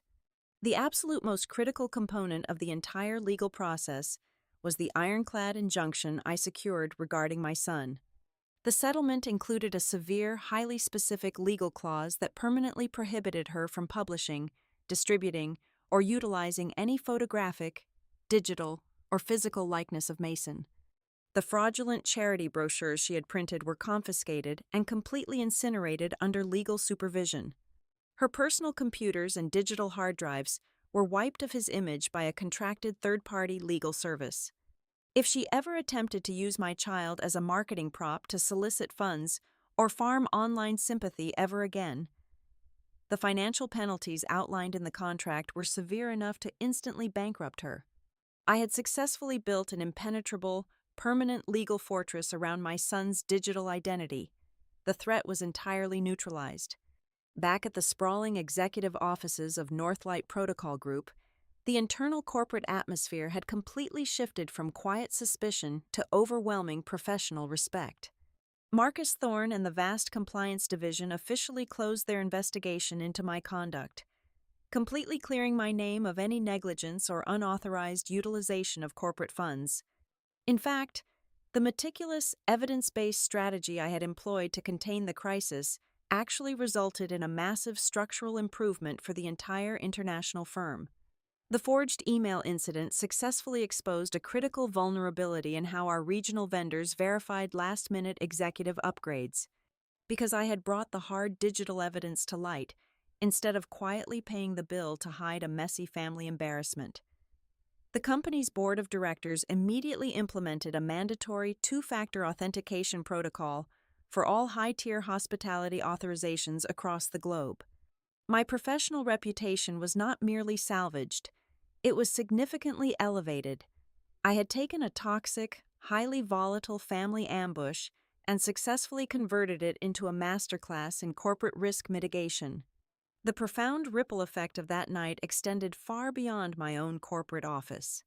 Adrian Pike successfully recovered his initial operational losses and secured the restaurant's financial position through the binding, legally enforced payment schedule.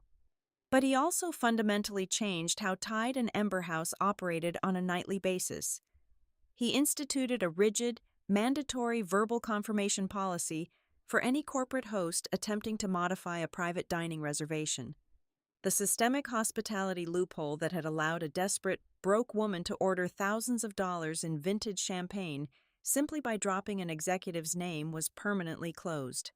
I had unintentionally catalyzed a wave of operational security upgrades across the entire local service sector, simply because I adamantly refused to be a silent victim.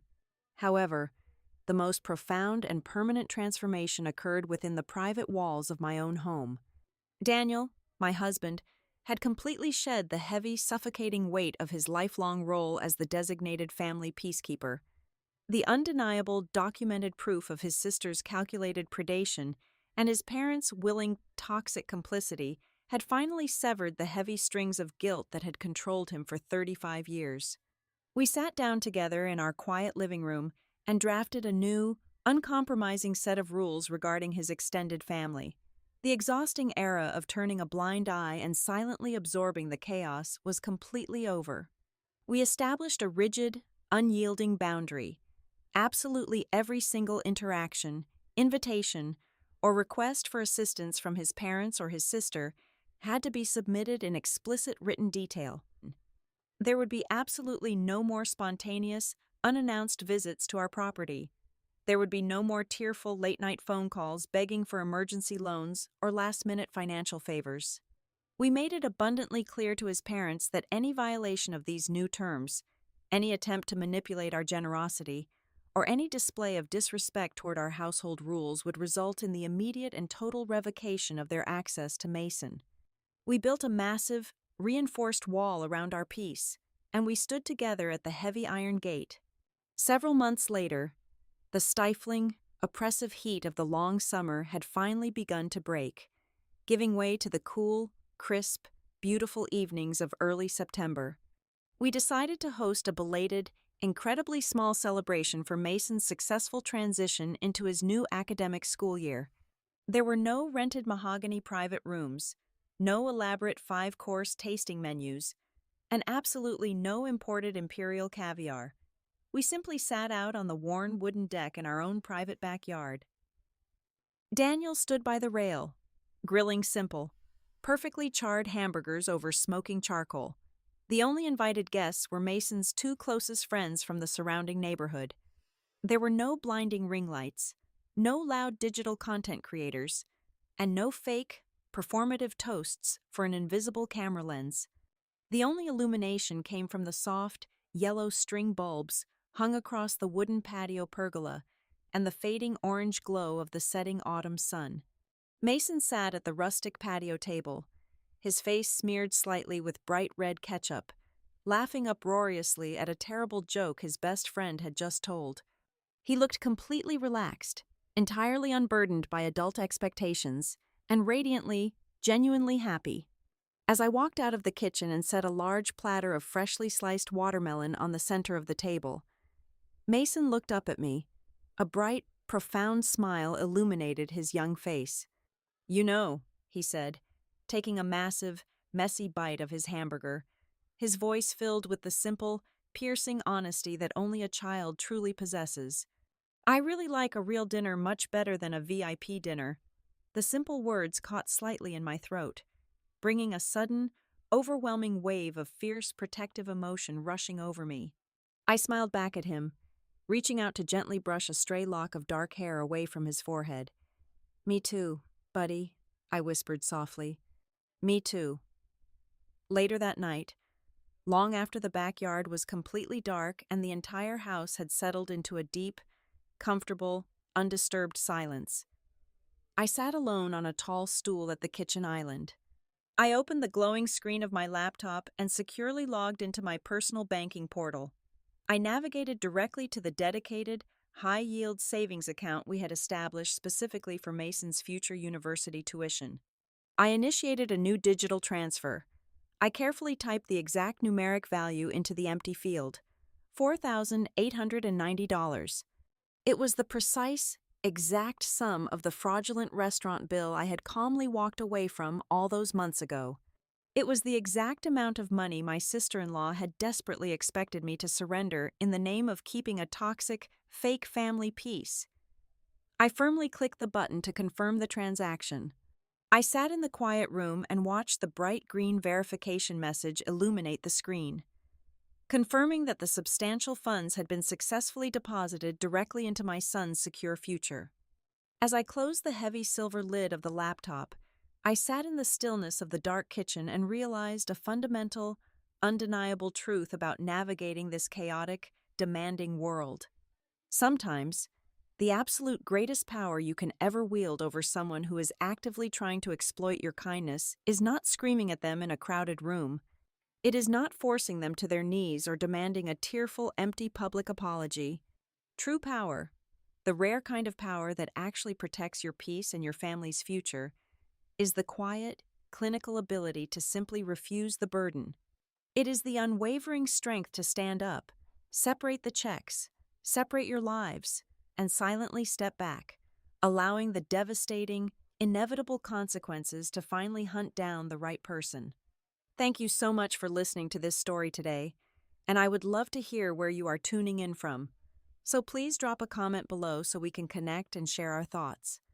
If you enjoyed this journey, please subscribe to Amelia Revenge Stories, hit that like button, and support the channel even more by pressing the hype button so this story can be heard by as many people as possible.